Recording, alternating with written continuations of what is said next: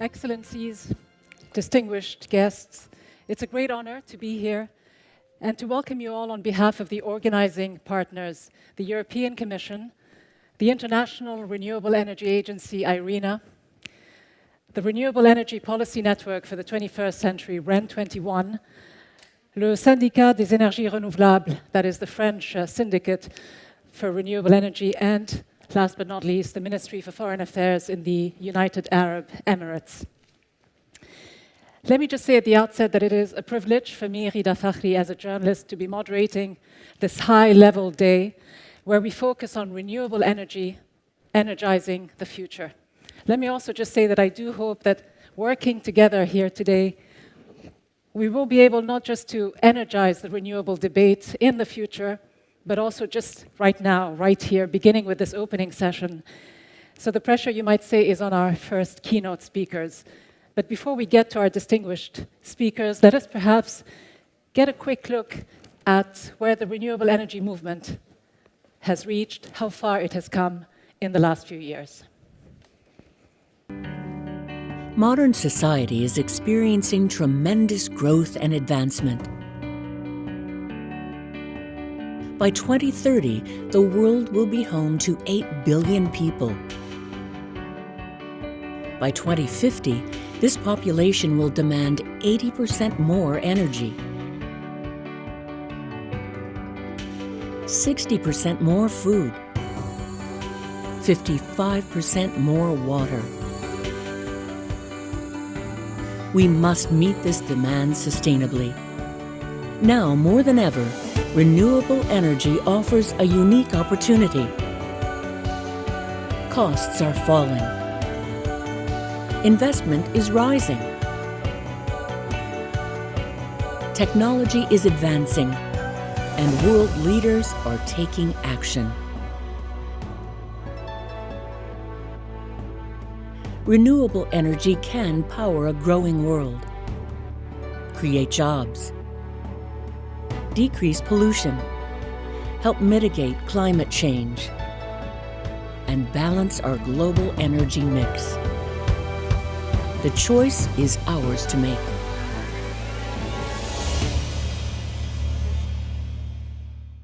The extraordinary contributions renewable energy can make to our futures. Let me now invite to the stage to make his opening statement the European Commissioner, Mr. Miguel Cañete. And this will be on behalf of the organizing partners. The floor is yours.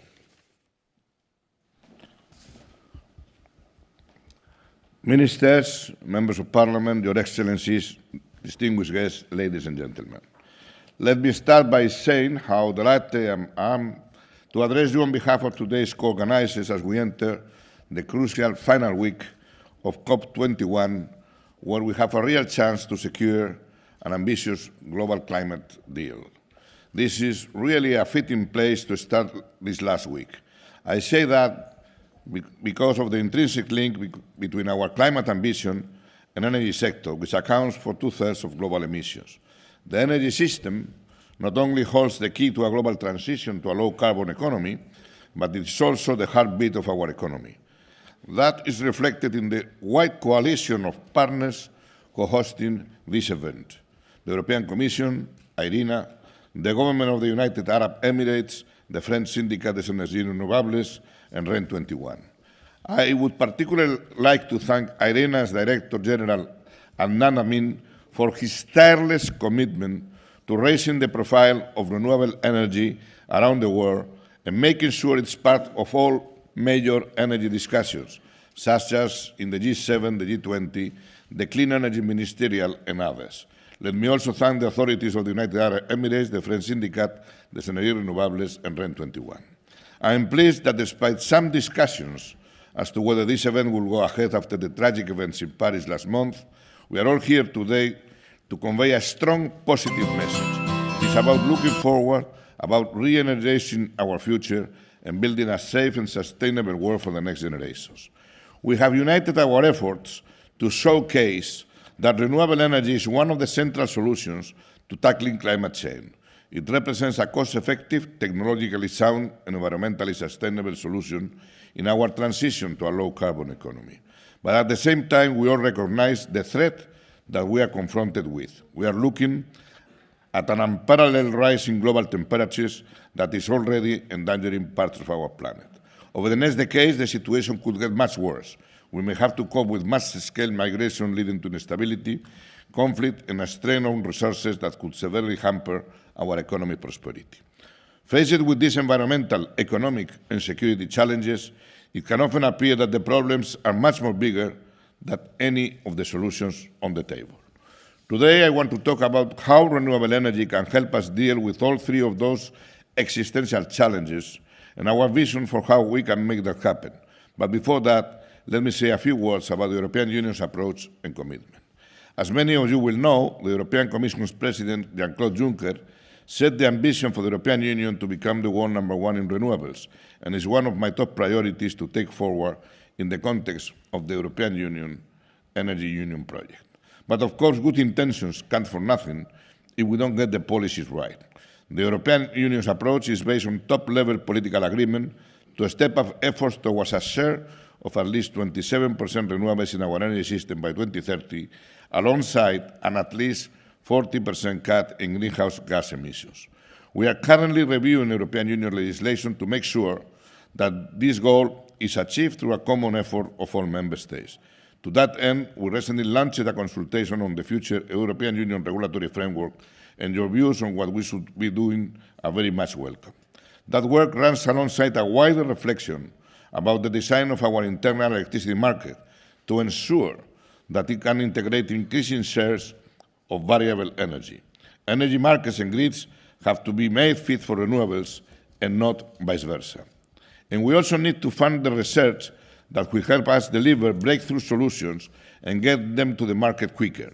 That's why the European Union has doubled the funding for energy research under the New Horizon 2020 program, and the upgraded Strategic Energy Technology Plan has put renewable technologies at the forefront.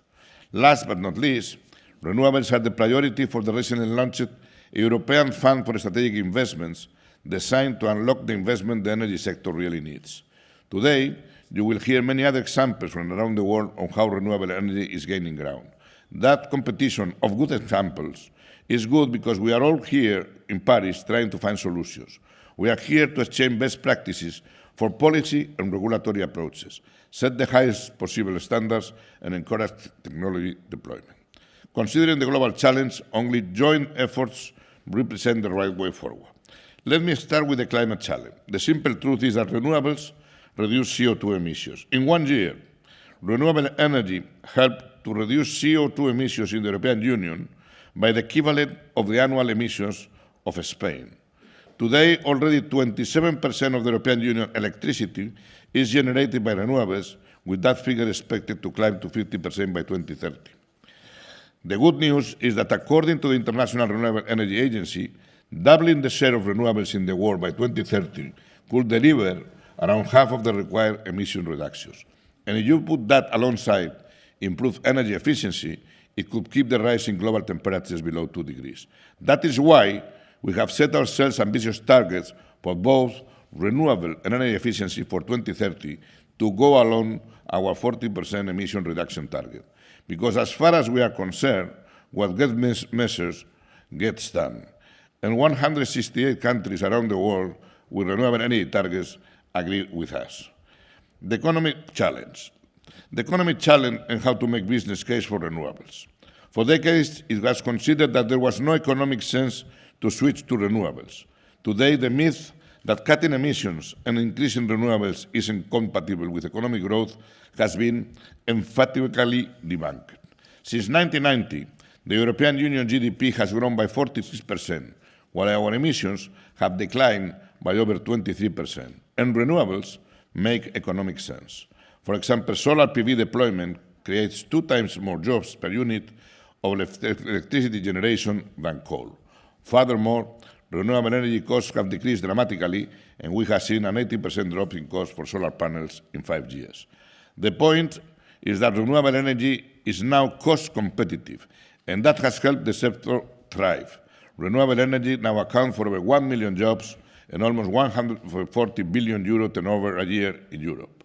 Worldwide, since 2011, more new capacity has been installed in renewable energy than in fossil and nuclear power combined. To further the global renewables expansion, we need to make sure that we make renewable energy investment a low-risk, high-reward proposition for the private sector.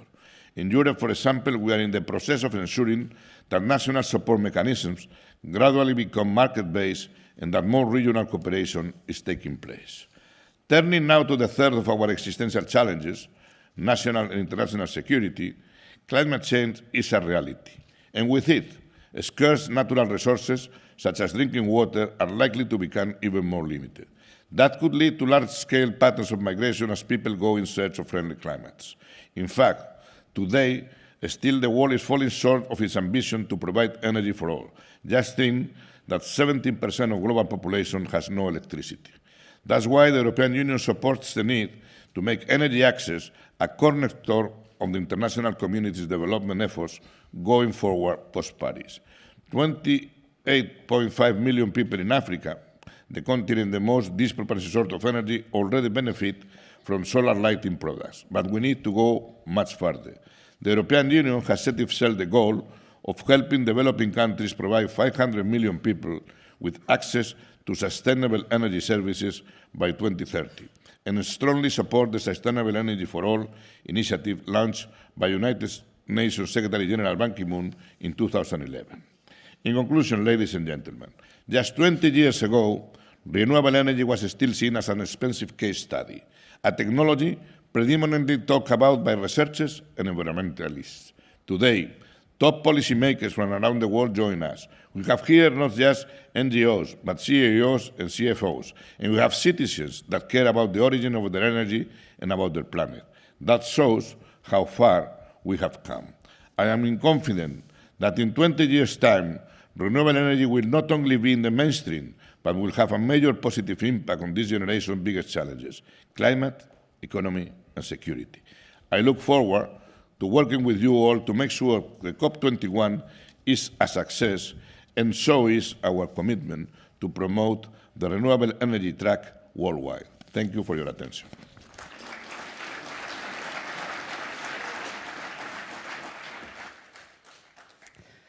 Thank you very much, Commissioner, and thank you, of course, for reminding us about the critical role that renewables can play today and in the future in meeting some of these challenges that you mentioned, whether they are security, environmental, or economic challenges, as you say, if the right policies are in place. And it is, of course, encouraging as well to hear about the ambitious targets that the EU has set for itself over the next 15 years. Now, to deliver an opening statement on behalf of the host government of COP21, it is my pleasure to welcome Virginie Schwartz. She is Director for Energy at the Ministry for Ecology, Sustainable Development and Energy. And of course, she is here representing the Minister, Ségolène Royal, who unfortunately could not be with us. And it's important, I suppose, to say that COP21 has really entered now a critical phase where there is at least agreement on a draft text. Now it remains to be seen whether the ministers can agree on a binding agreement between now and the end of the week. Please welcome Virginie Schwartz.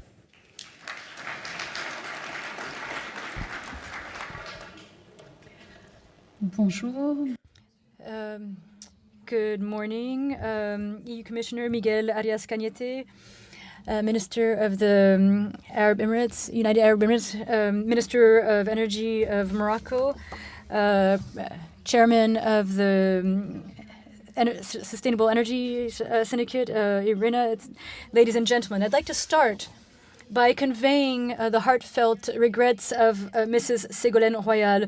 The French Minister of Ecology would have liked to have been among you today to be able to launch today's discussions on renewable energy.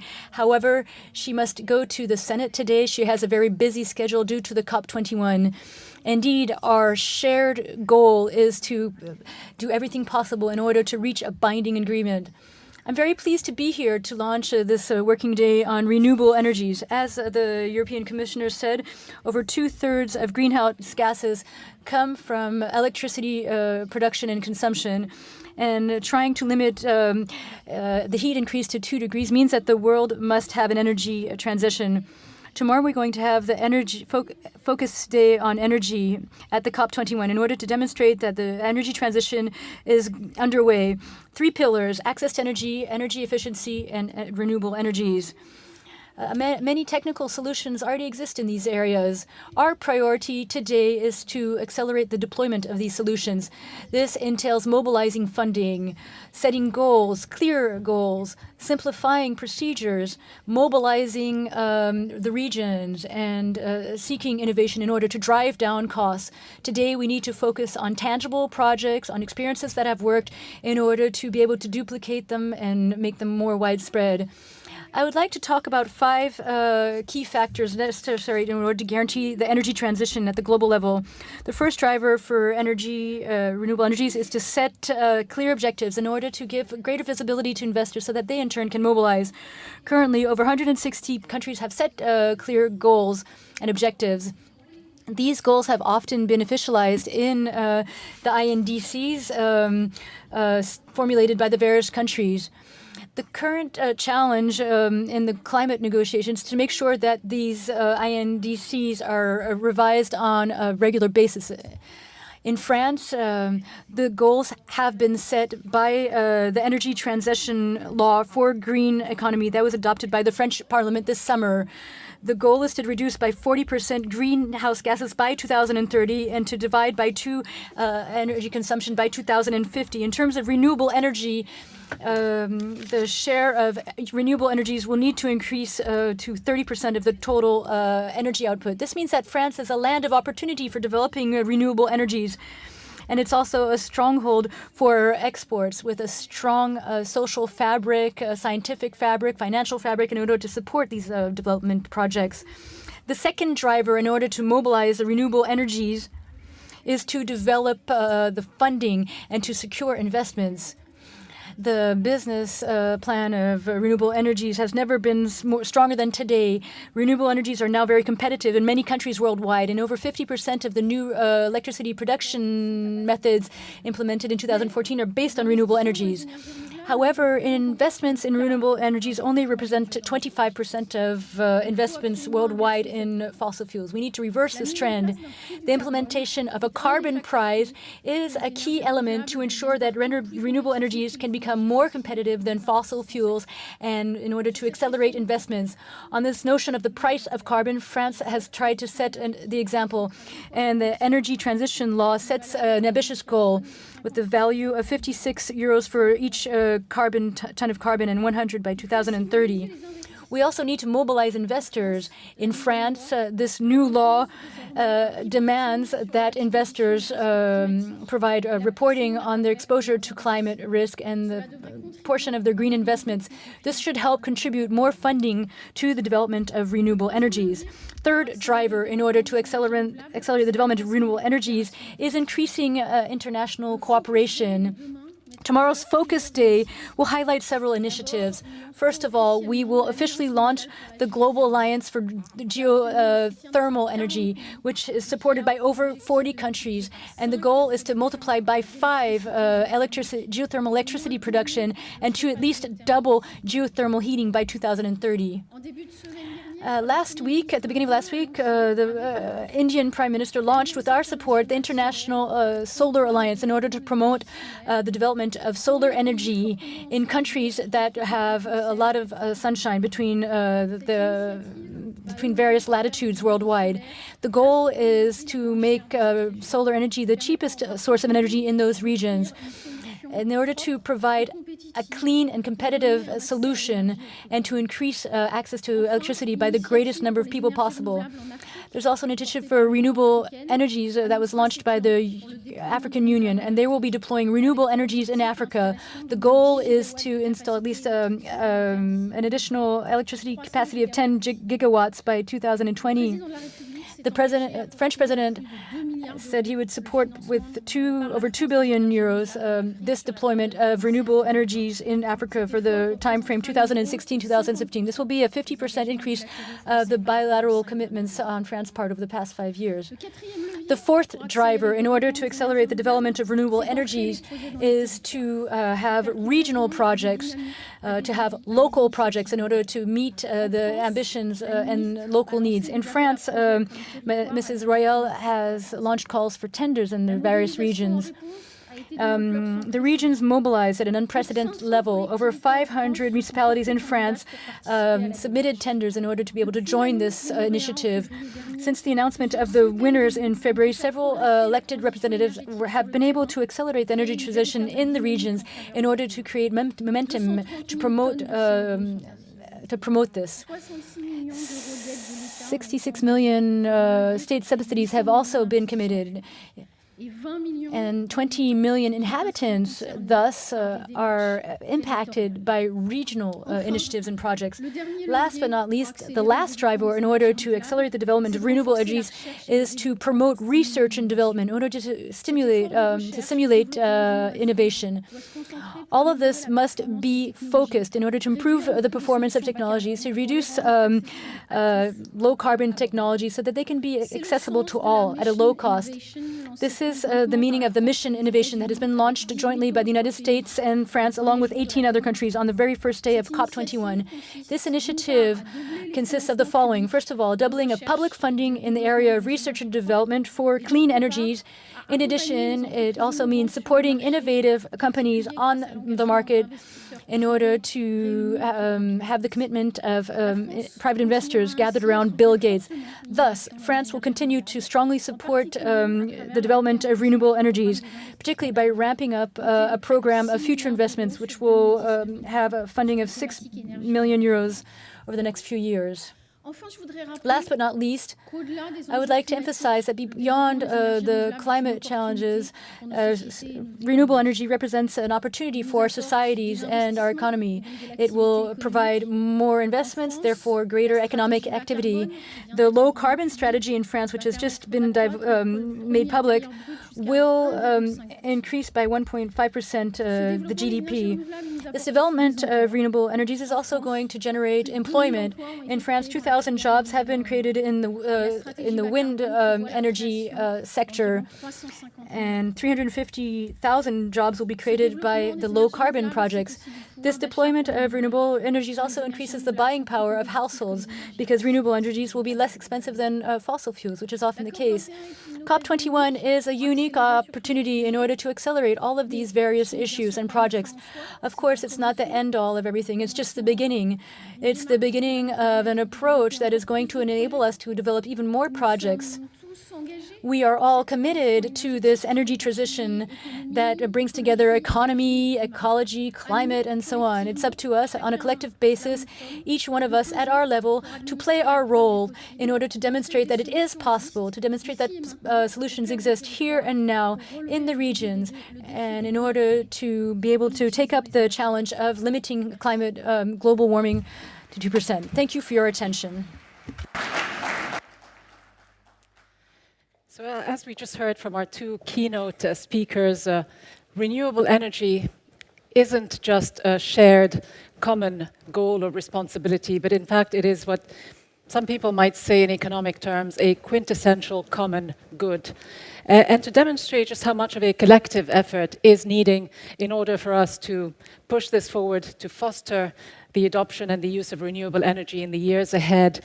Today's meeting brings together some of the key players in the renewable energy debate, of course, from government officials to environmental experts.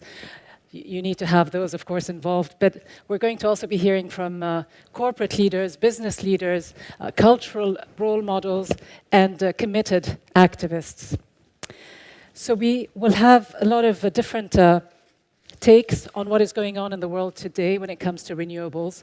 And let me just add that if you are not a renewable expert, a renewable energy expert, and if you happen to be in this room, rest assured you are not in the wrong place, because today isn't just about government negotiators and, as I say, renewable energy experts, but it's about civil society as a whole, how all of us can actually come together, learn about what is going on, about how high the stakes might be, and actually get engaged on a proactive level in turning some of the challenges, which you will definitely hear about today, into potential opportunities. Essentially, as the Commissioner said, it is about mainstreaming renewables and doing it fast. Let me, before we get started in today's first session, perhaps give you a general overview of the day and what we can expect.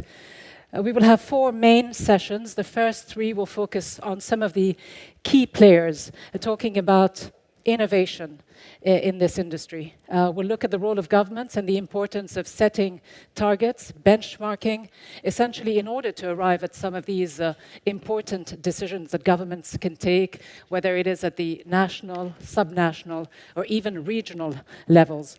We'll also look at the dynamics within the global renewable energy industry itself, the significant strides that we heard about earlier that have been made in the last few years, with the establishment some 5 years ago, I believe it was in 2010, of the International Renewable Energy Agency, IRENA, and how far it has come in terms of its membership. Of course, the key contribution that has been made as well by business and corporate leaders as a major driving force in showing that renewable energy can be the way forward and that it actually can also make very good investment sense. And as I say, we'll also be looking at the role all of us can play as members of civil society across the world. So our aim today is not just to celebrate the recent advancements that have been made or to identify some of the key obstacles that still hold us back, but instead it is about offering far-sighted, innovative solutions for the way forward. So our last session will focus on the innovation surrounding renewables. Some of the questions we'll look at are how and where is it taking place? What are the main obstacles facing the deployment of renewable energy? More importantly, how can they be overcome? What kind of innovations for the future do we need in order to meet some of the very ambitious targets that you heard about already, and eventually arrive at a state where the relationship essentially between economy and ecology becomes symbiotic rather than simply dialectical. So we'll be hearing from a lot of high-level speakers, government industry leaders, CEOs, experts, about their visions for a future that is powered by renewable energy. And what is important as well, we'll be hearing from them about why they see it not just as a key environmental solution to the climate crisis, but also as a socially and economically beneficial enterprise in developing and industrialized countries alike. I also want to mention that we're lucky to have with us today inspirational figures who we all know for their music, or for their groundbreaking adventurism, or even environmental leadership, but who also happen to be fiercely committed and dedicated to renewables. What are they inspired by? What would they like to see happen in the future?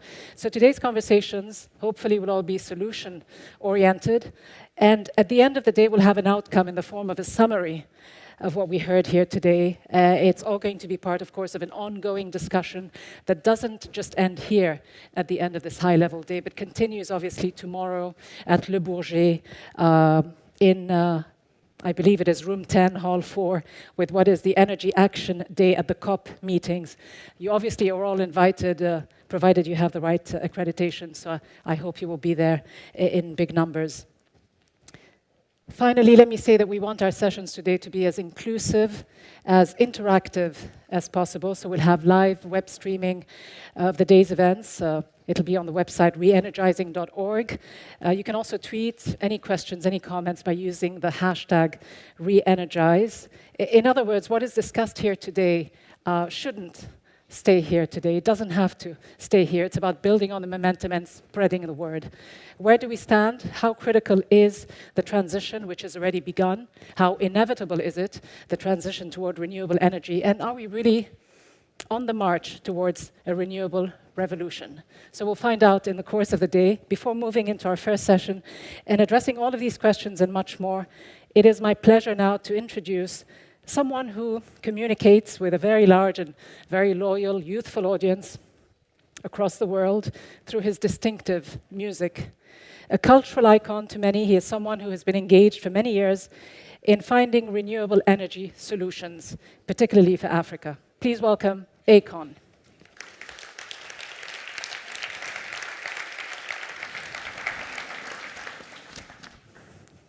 Can I invite you, Akon, to join me here so we can have what hopefully will be a casual conversation, please.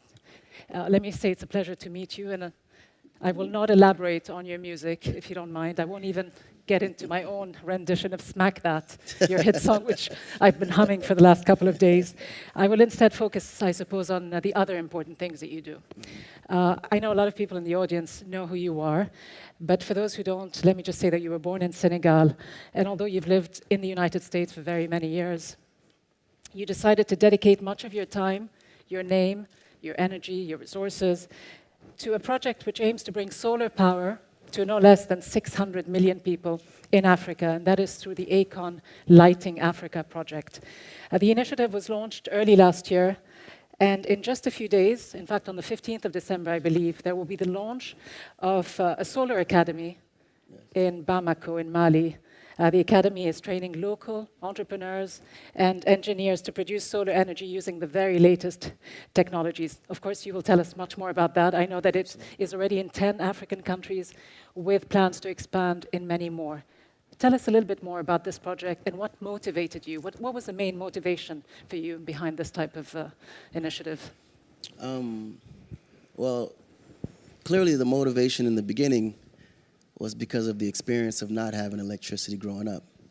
And when I moved to the US, I kind of was exposed to a lifestyle and that I got really used to. So when I used to go back home to visit, the same area where I was actually raised was still without electricity and clean water. And many, many years down the line, fast forwarding, even after my career was fully matured, I would return back to visit my grandparents, cousins, aunts, uncles, basically my whole family in the same area where I was raised. And 20 years later, nothing still hasn't changed, So those memories of you as a student, as a child, growing up, doing your school homework by candlelight, you still see this as a reality across Africa? Yeah, I mean, and for me to still be able to see that in 2015, that was very scary for me. So ultimately, 2 years ago, I decided to do something about it, but then I realized also in Africa, charity wasn't really something that moved the people. They want to be in a position where they're empowered, be able to feed their own families, and that was the only way to really delete the whole, access of not having. Right. When you get to the position where you constantly have your hands out and people are constantly giving, you get to the point where you feel like that's the way, and that's how it actually goes. So for you, it's not just about making sure that many of these rural areas are lit, that they have solar power, but in fact that they can empower themselves. Absolutely. To seize their own opportunities and move away perhaps from this notion of being victims to being proactive shareholders in this Absolutely. whole thing. I think, when you empower people, it raises confidence. It raises so much in them as people that they actually create things that they never even thought they had inside them. Did you see this kind of a behavioral attitudinal change That was since this has been launched? one of the things that we did notice. In areas where there was constant darkness, in the nighttime when they actually saw light, you saw it changed people. The impact in those lives was just unspeakable. Like you couldn't really explain in words how it impacted the people. You could see by the way they walk, they talk, everything changed about them. Yeah, but there's so much that you can do. I suppose what you can do can lead the way, and it's extremely important, especially for someone like you and other celebrities who can put their name to projects like this. But is there so much that you can do? I mean, who do you need on board to provide the kind of financial, political support that is needed to really have much more of an impact? I know that your project is based on a public-private sector model, but you also need governments to act and act much more. Absolutely. I forcefully. think government plays a huge role, especially in infrastructure building in any country. And specifically in Africa, the government's role plays a huge part as far as keeping everything orderly and holding people accountable, and also just allowing the system to actually particularly work and be able to coincide with the people in general. So our model was built on a public-private partnership specifically to make sure that the people not only kept the government in line, but the government also did their, job towards the people as well. But how much do you feel the governments are aware of the importance of providing the kind of support they need to give in order to create this type of indigenous solar sector in Africa, and not to rely, as you say, on aid and charity for abroad. Do you feel that they have a sense that they need to do more? Is it that they lack the political will or capital, or maybe a combination of both? It's a combination of many things. The leadership in Africa, in certain countries, unfortunately, some presidents came under coup situations. So from an educational standpoint, a lot of them came up under a government not properly knowing how to run a country, because the knowledge of it just didn't reach that far. So you face those challenges, and then you also face the challenges of just technology and older leaders not understanding today's technology and how forward-thinking the generation moves, and how even the youth play such a huge role in developing economies. So, and then of course, with the traditions of Africa, you rule from a standpoint of age. So your elders are always, what they say is really what goes, and you have to respect those words, and you have to respect their knowledge, and of course their mentorship. But ultimately, sometimes the youth may have information that could be useful to the elders. Yes, and you can tap into the amazing potential of the youth, and the amount of awareness that the youth have just tapping into the various social platforms on the internet, whether they have the means to do so every day or not. So do you feel there's a sense of a new consciousness, as the French might say, une prise de conscience, that something can be done by ourselves, for ourselves? I mean, I want you to touch on some of your anecdotal experiences, visiting some of the areas, talking to some of the people who've benefited already from your projects. Yeah, now the communication is very transparent now. Africa's growing in so many big ways, and all the countries now are actually working with the people, and people are actually starting to work with government, and the stabilization is actually growing throughout Africa, because people want to see better for themselves. And when you see people with access to electricity and access to clean water, and being in a position where the government is actually doing their part, it raises the morale of people, and ultimately becomes a situation where people want to see better, and they actually help and lend a hand with each other, and the competition actually is deleted slowly but surely. And how can people like you, public figures, work either on an individual basis or maybe perhaps even more efficiently together to raise awareness and make a difference in people's lives? I think the awareness is pretty much one thing. It's very, in my field, awareness is very easy for us. It's just a matter of me picking up a microphone and I can speak to millions of people. But the most important part is the action. What happens after they're aware? What's the next step of how taking that awareness into reality, and how do we make that, something that you can touch that's tangible and bankable at the end of the day. And how difficult is it to do that? I mean, do you sense that by pushing this renewables debate forward, you might be disturbing some kind of a status quo when it comes to vested interest, whether it be businesses or Absolutely. I governments? think anything that's going to be, like, when you look at renewable energy from an energy business standpoint, it's very disruptive, because there's been policies that's been laid in place for hundreds of years, and there's been a way of an economic lifestyle from an energy standpoint that's known to be what they consider to be bankable. But it's like the renewable energy stage is now taking the same position where digital did to the entertainment business. When it first came, a lot of people didn't understand how it actually makes money, and how does this accumulate to record sales and movie sales. So most people the corporations pretty much ignored it and allowed the digital geeks to figure out that stage, where now when you look at the music industry in general, iTunes become now your new music store. And then the Tower Records, Banana Records, and all these guys are now out of business. So renewable energy is in the same position now, competing with the traditional way of energy disbursement. So ultimately, we have to really pay attention to how the world is moving forward. And if we don't pay attention, of course, the people in the renewable energy space will eventually override the people with the traditional energy resources. But do you feel we might be at a pivotal point now where those of us who know a lot about renewable energy know about how far it's come, but those of us who still feel that it hasn't touched our lives directly might sense that that it actually might make sense to adopt it in a way to cut costs for the future, because we always hear about how adopting renewable energy might actually drive costs down. And I want you to just perhaps finally reflect on the idea of how and why governments might find it an incentive to actually take this on board? Well, the beautiful thing about it is that when you look at renewable energy, it's actually a proven fact. In every sector that you can imagine, it actually is better. I mean, it's no secret. The question is now, how do we transfer it over and the business stays the same? Because it all boils down to business. So when you look at it, there's no specific expert per se in renewable energy, because renewable energy is the future. And experts are knowledgeable of what was. That's what makes them experts, because they know what happened and they have the information. But the future, no one is here in this room is psychic. So we know specifically what the future holds for us. So all you can really do is kind of figure out and put yourself in a position of what can be if these steps are taken and moved forward. So it's really a collective effort but on what what might be that your main expertise message? is. Who would it be directed towards in order to see this type of movement forward? I think it's directed more to you can say, what's the best word to say that? Is it the government or other major players?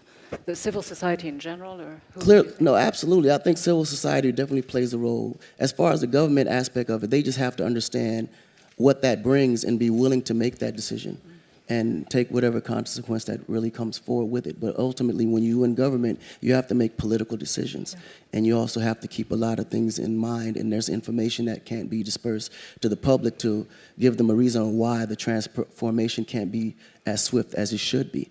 So there's a lot of things that you have to take into account. But I think for the emerging countries, it's more of a benefit than the already existing established countries. And it just reminds me finally of what I heard the French president say just a couple of days ago, describing it as a paradox, quote, that those who have the most potential for solar energy have only a small share of solar electricity. So I think it boils down to a lot of people actually, rising to the occasion and playing the part that they need in order to move this forward.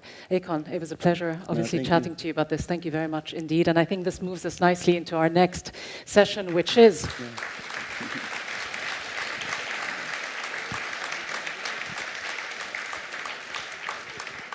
And congratulations, of course, on the launch of the new academy, which takes place in a few days, and good luck with that. This leads us into our next discussion, our panel discussion about the role of governments, and that's why I kept asking you, I suppose, about governments and what role they can play in leading the way towards a renewable world.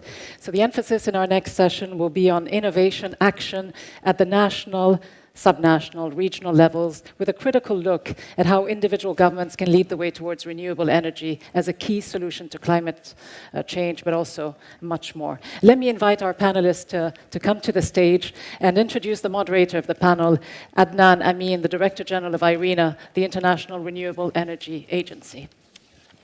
Thank you very much. Thank you, Akon. Thank you.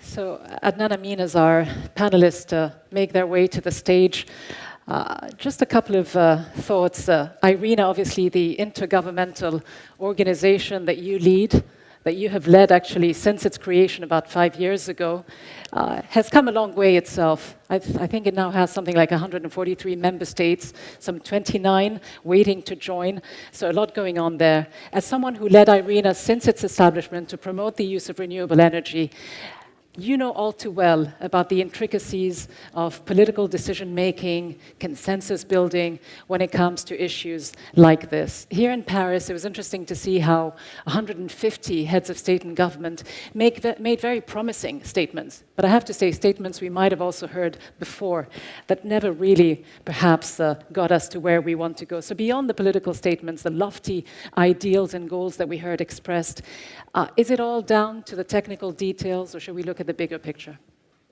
Well, I think what is not yet fully clear to some people is the level of transformation that we've achieved today. We are seeing a world of energy that is changing in ways nobody had expected, is being disrupted in ways nobody had accepted. If you look around this room, there are agents of disruption everywhere. Okay. There's a guy sitting there flying Who a solar specifically? plane around the world. Okay.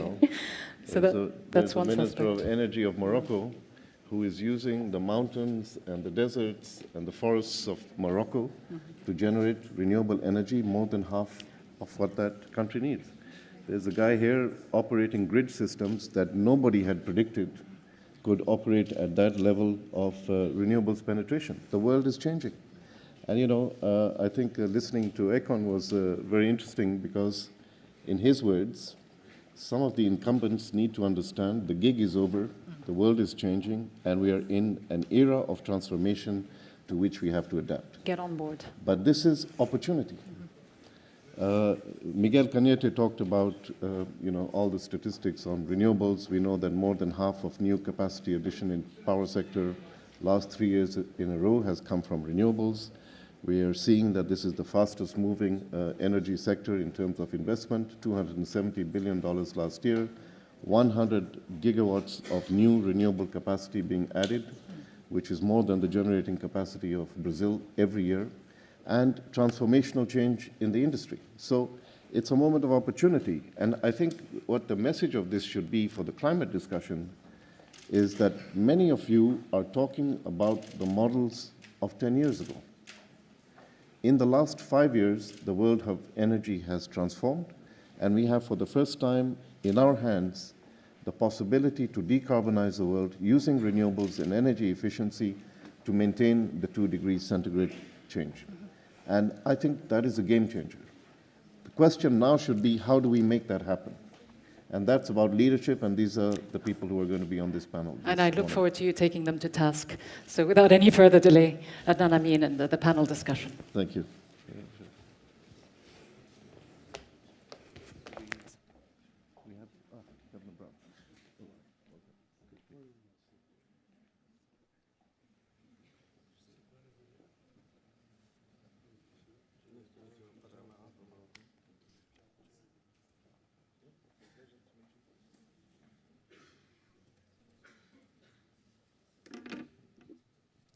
Well, ladies and gentlemen, it's really a great pleasure to have a panel of this caliber with us to talk about the future, and from actually quite substantially different perspectives. And one of the things that's become very clear to us in renewables and charting the future in terms of sustainability is that it's about leadership. It's about people who make a difference. So I'm delighted that we have today with us such important leaders. We have, on my right, Governor Jerry Brown from California. I lived in New York for about 18 years, and we were convinced that was the best city everywhere, but we kept one eye on Governor Jerry Brown because he kept proving us wrong with the developments that were happening in California, which was really inspiring. And then we have Minister Abdelkader Amara from Morocco, I mentioned. Yesterday, Your Excellency, you announced that His Majesty the King had announced a target of 52% renewable electricity for Morocco. And I think that is the kind of inspiration we need to look at emerging economies, because the bulk of energy demand growth and investment will happening in the emerging economies. If we lock into a fossil-based infrastructure today, then we have absolutely no possibility of dealing with the climate equation in the future. So, welcome. And we have Dr. Elham, Energy Commissioner from the African Union, and we know that Africa has the fastest growing energy demand in the world, but some of the most ambitious plans on renewables. So welcome to all three of you. And let me start with you, Governor Brown. You've become very well known for taking very courageous decisions on sustainability, on social and economic, environmental issues, but you have been a champion of technological innovation in your state also. Most politicians in the US, to my knowledge, would never go there because they don't know how that's going to play into their electoral chances. But you've been re-elected 4 times. So you must be doing something right. So tell us what your vision is and what brings people in California forward in this very ambitious undertaking. Well, I'm either doing something right or my opponents did something very wrong. One never knows. because for every winner there has to be a loser. Anyway, that's just a little insight into the political world in which I live. California has been in the forefront of renewable energy for the better part of a decade. My predecessor, Arnold Schwarzenegger, signed the Global Warming Solutions Act and set a goal of 1/3 renewable electricity. That was very important. Now, I've picked up that and advanced it to the next level, which is 50% of electricity in California from renewable. When I say renewable, I don't mean nuclear and I don't mean hydropower, both of which California has. We are focusing on solar, renewable, solar, wind, geothermal, and some biogas, which is more limited. So the state at this point is 25% renewable. The point I want to make is that it was just a few years ago when the electric companies, what we call electric utilities in California, privately owned by, capitalist investors, said they couldn't get to 20% by the year 2020. And they're all at 25% now. The electric utility, the privately owned utility electric company in San Diego, a place that has millions of customers, they're already at 40%. 40% principally solar and wind. So the potential is there. I want to give another example. There are two important elements in renewable energy. Because renewable energy is intermittent, the wind doesn't blow all the time. The sun only shines for a certain number of hours. So what do? You have to have storage. If you don't have storage, you need a wide grid so that you can share energy with areas where the wind is not blowing or the sun is not shining or vice versa. And that's exactly what California is doing. This, again, is a pretty interesting example. The electric company said, and they opposed an effort that I made 5 years ago to require these electric companies to invest in electrical storage. They said, it's too expensive, it's unproved, we can't do it. Well, just 3 years ago, I was able to sign a law with the utilities, electric companies not opposing, and that law said that 1,300 megawatts will be online of storage. Okay, so already one company, the Southern California Edison Company, has bought 250 megawatts of storage.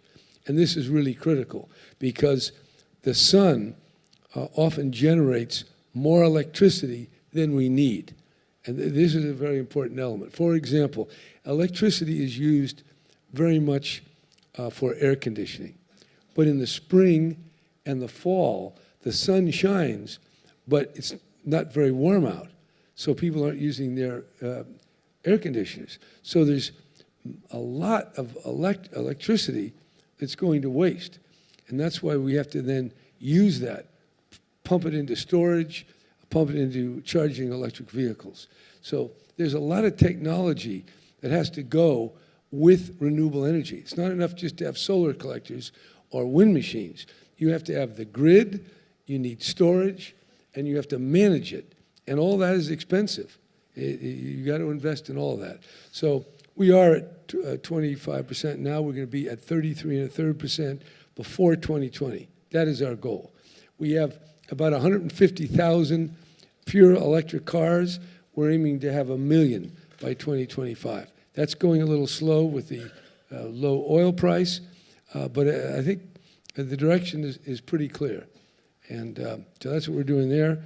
And I would think in countries where the wages are lower, that solar could be installed even cheaper. So there's a lot of work there that could be that could create jobs. And California is creating a lot of jobs in the solar and wind and energy efficiency sector. Another complement here is efficient buildings. And these things don't happen overnight. When I was governor the first time, back in 1975, we launched the California Energy Commission.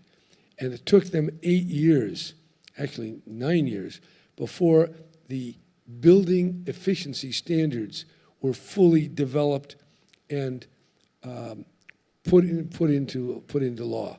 That took 8 years.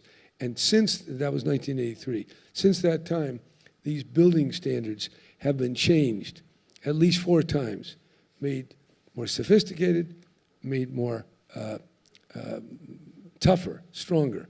So it takes time. That's why we got to get going here. But renewable energy, it's very real, and the prices dropped so much that it's quite amazing. But of course, there's a lot more to it than just putting a solar collector on a roof. You've really got to integrate it. You have to have a national effort there to make it all work. So we're doing that in California, and I don't know, not that many other states are doing that. But anyway, so that's what we're doing on, what is it, the solar, the wind, the geothermal, and the energy efficiency, and then appliance efficiency, so that we have rules on flat screen televisions and other things where we want to reduce the electrical consumption. So there's a lot to do, but the technology is running faster than the political will in most places in the world. So that's why it's good we're here and talk about it.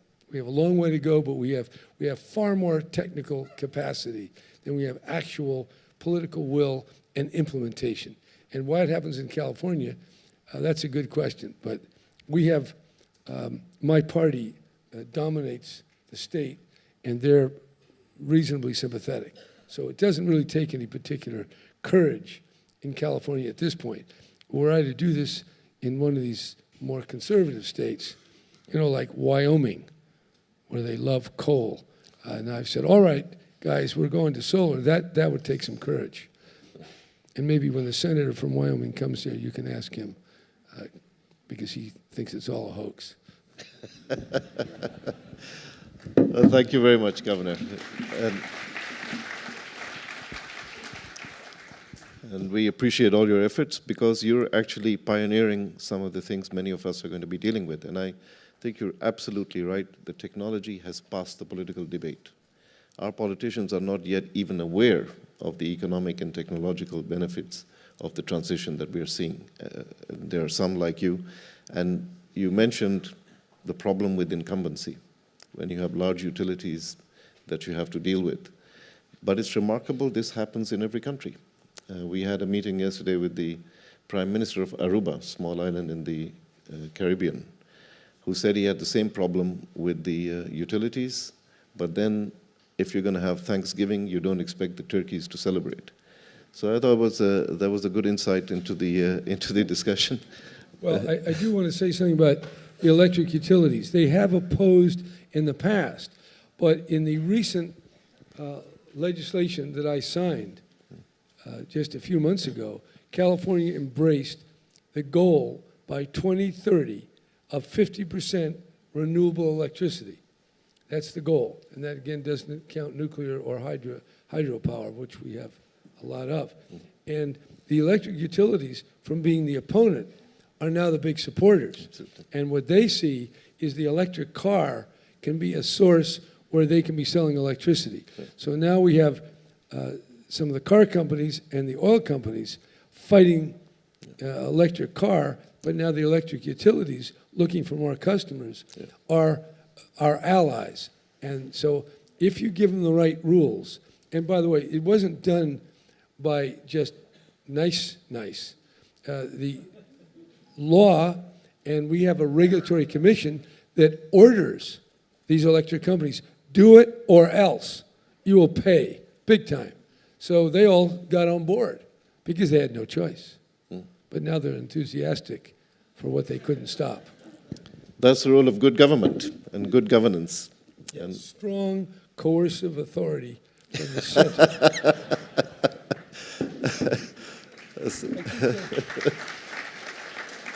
I have to add enlightened authority. Yes.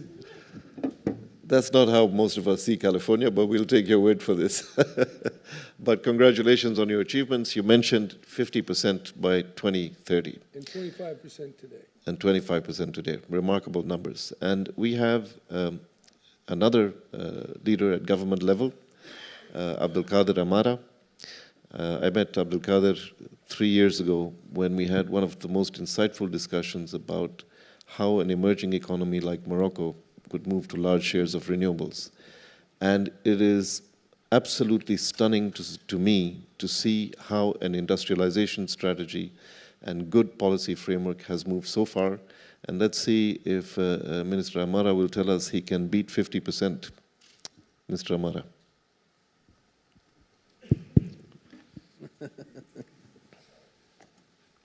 Merci Adnan.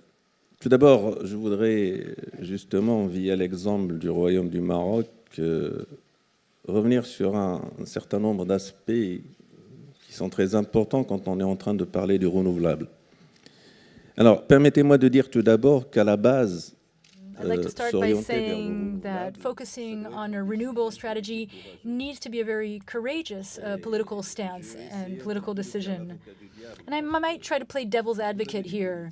When you are faced with politicians who have a certain demand in terms of electricity, and it's increasing in their country, and when you have certain countries, for example, on the African continent, that have difficulty accessing energy in general and electricity in particular, the temptation is great to focus on other sources of energy, the most available sources of energies, the cheapest sources of energy, and that is tempting. However, and you don't need to be a coal-producing country. You know, coal is available everywhere on the international market. And that is why I'd like to emphasize that moving in the direction of renewables must be a courageous political decision that must be a part of a holistic vision, of a global vision. And that's very important. It's very important not to think of renewables as a magic wand that's going to solve all of our problems. We must understand that renewable energies are the way of the future. And as such, the renewables need to be integrated in the smartest way possible. Adnan, you remember when we chatted 3 years ago, I had always advocated the fact that renewables should be aligned with market mechanisms in order to integrate renewables into the economic fabric. You cannot simply subsidize renewables because there are limits to that. And in Morocco, that's what we did. For those of you who are less familiar with Morocco, we are a country located in northern Africa, facing the Mediterranean and the Atlantic. We're just a few hundreds of kilometers away from Spain, and we have lots of sunshine. And we also receive a lot of wind channels.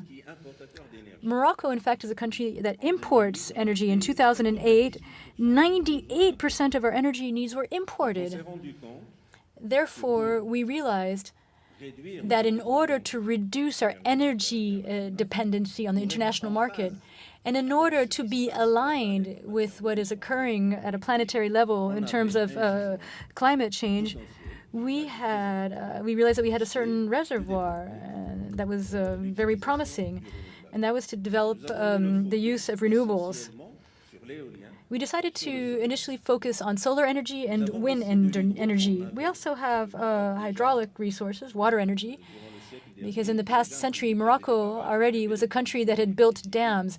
Therefore, we were able to generate hydropower. So in order to do this, we set a goal, an objective that was very ambitious at the time. We had said that by 2020, we wanted to achieve 42% of our electricity from renewable resources. Already at the time, people said, oh, how can a country like Morocco ever achieve these goals or these targets? At the time, we already had hydropower capacity. We decided to focus on wind energy because I said we have very interesting wind tunnels that are sometimes even more productive than coal. And then we focused on solar energy. In terms of solar energy, we decided to focus on CSP, concentrated solar power. And this is what the governor mentioned. We needed to be able to store the energy, the solar energy. And storing solar energy was going to help us modulate the use of this form of energy and to make it profitable on an economic level. Because when you store solar energy, you can decide to use it at peak times. And at peak times, of course, the cost of energy is most expensive, and it could thus be justified. Because we had to be able to justify this in the eyes of our fellow citizens. We couldn't simply tell our citizens, we're going to launch concentrated solar power, it's going to cost X amount, it's 3 times more expensive than coal, without being able to justify this use and to provide them with convincing arguments. So what's new now? This was the goal that we had set in the past. His Excellency the King, in his statement to COP21, declared an even more ambitious target. So by 2031, to achieve 52% of renewables. And this is very important for us because that means that with 52%, we're going to go over the symbolic threshold in which there's going to be more renewable energy used than fossil fuels. And we're going to do this. We already have some simulations. This was a target that was set by His Excellency based on work that had been done in the past. So now we're going to focus on solar energy and wind energy in order to achieve this 52% target. So in terms of solar, we're going to use the CSP target because we have a lot of potential in the area, but we're also going to use photovoltaics, solar panels. There's another aspect that's equally important, and this is an important message. In 2014, 2015, we were able to completely eliminate all subsidies to fossil fuels. So gas, fuel, kerosene, these are no longer subsidized by the state. And again,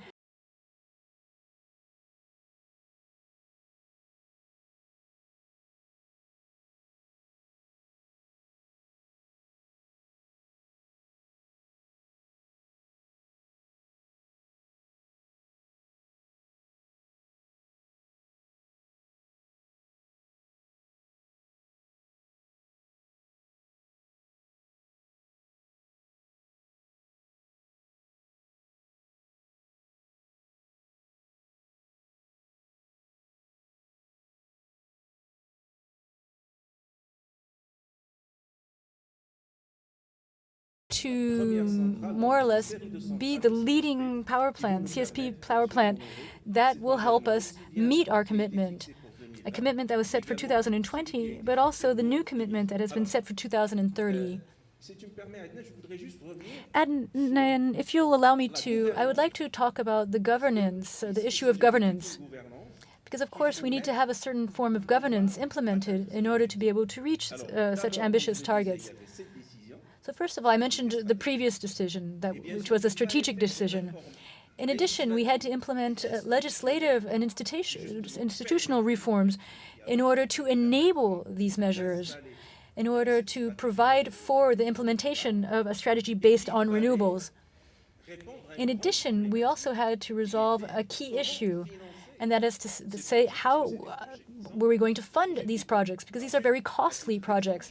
To give you an example, I'd like to mention that in the next 15 years, to ensure that we can meet the 52% target, we need to increase electricity capacity from $40 billion, 30 billion of which will be renewables. Morocco is not a rich country that has deep coffers, and that's why we developed what we call in English the PPA. It's the PPA agreement. And this will enable the private sector to invest, to develop these projects, and to have certain types of contracts that guarantee the fact that the state will buy the electricity over a certain number of years. And that's very important because we need electricity. We have growing demand for electricity of more than 6%. We have a private sector that seeks to invest. And we also did a little nimble exercise so that as the state, we could find the necessary funding from donors at interesting rates, and then we displace this particular economic investment canvas over onto the private sector via international calls for tender. And this means that we will be able to have the best cost, because of course when you have a competitive game, competition is going to be focusing on the price of the kilowatt provided. And this means that you will automatically receive the best offers. And it's thanks to that we were able to initiate these massive investments in solar energy and wind energy. And we're going to be opening up a power plant of 850 megawatts, and there's a various consortia and that consist of 4 multinational companies. And we can practically pretty much guarantee that these prices per kilowatt will be unparalleled.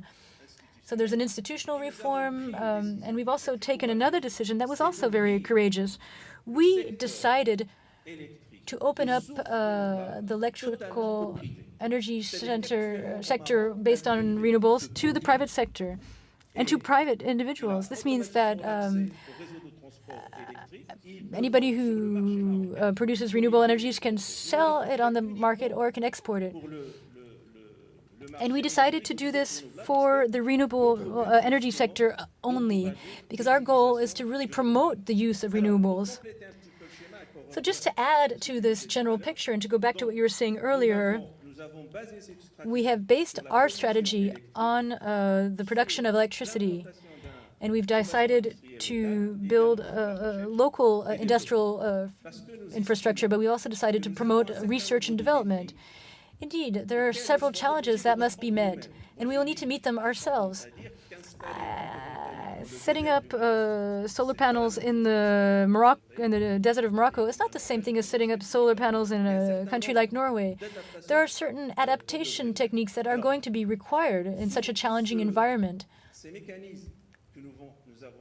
As I mentioned, we have installed various mechanisms in our country, and these mechanisms are enabling us to increase our know-how and our expertise, and we are leveraging this expertise in order to be able to achieve the 52% target by 2030. What's very important to keep in mind is that in our strategy, we are managing production, but we are also focusing on energy efficiency. We believe that this is also an essential aspect, because without energy efficiency, without changing behaviors, because this needs to go hand in hand with everything, we need to have a certain optimization. I might even mention sovereignty, because a certain frugality. We need to have a certain frugality in terms of behaviors. We cannot continue to use electricity to consume energy as we have been in the past. We need to demonstrate frugality. There's one last link I would like to talk about.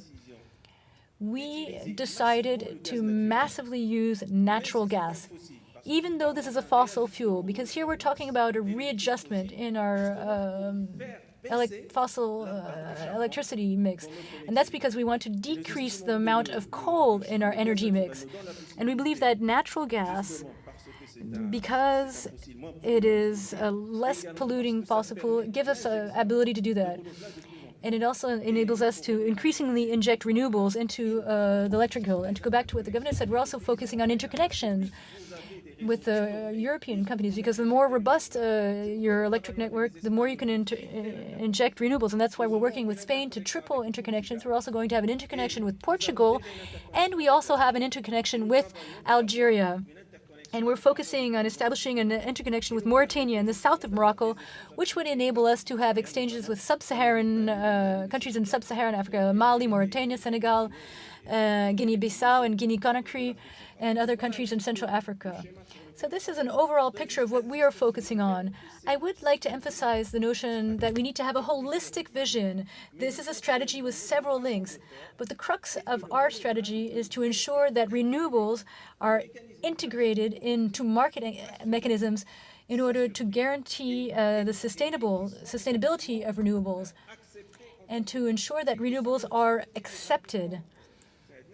And in fact, for countries in Africa, I don't want to be too hasty, but I believe that we should offer countries that do not yet have access to energy, we should be able to offer them smart solutions, profitable solutions that could be equal to or better than traditional sources such as fossil fuels. Thank you for your attention.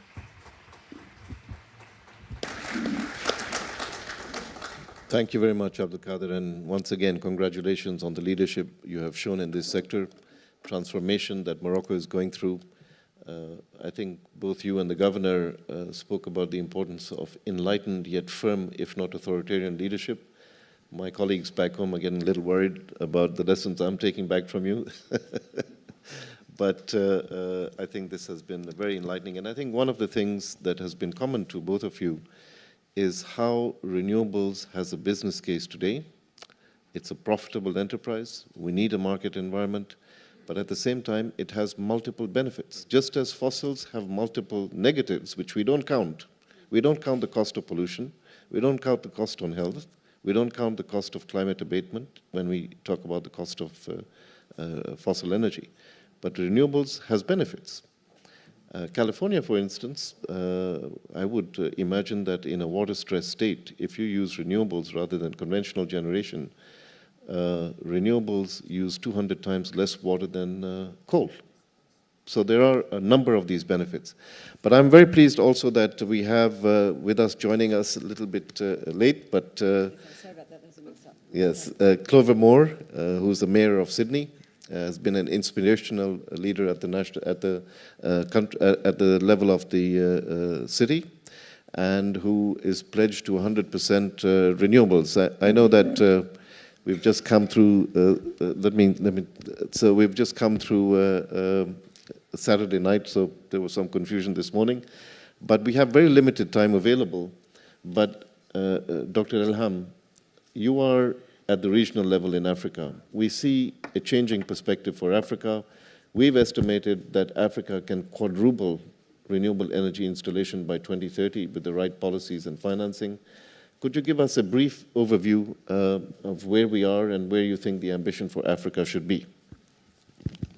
Thank you very much, Dr. Amin. And I think Honorable Minister has set the scene for me to start.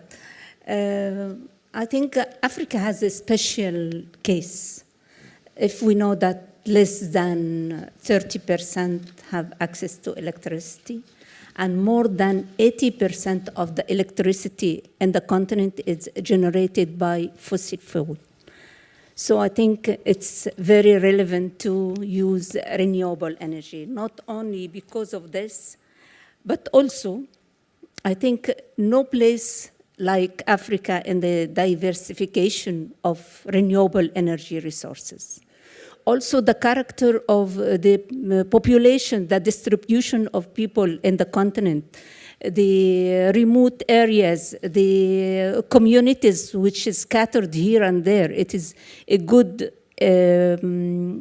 area for using renewable energy, which is can be used for on-grid, off-grid, or even for small systems. So I think this is one of the opportunities for renewable energy. Of course, the cost of emission, how renewable energy can save or mitigate the greenhouse gases in the continent. But as everywhere, there are some barriers. One of them is the inadequate financing in the continent. Secondly, the capacity. Thirdly, the regulations and policies. Of course, the institutional frameworks, all these are barriers for renewable energy development in the continent. But this doesn't mean that we started working on that.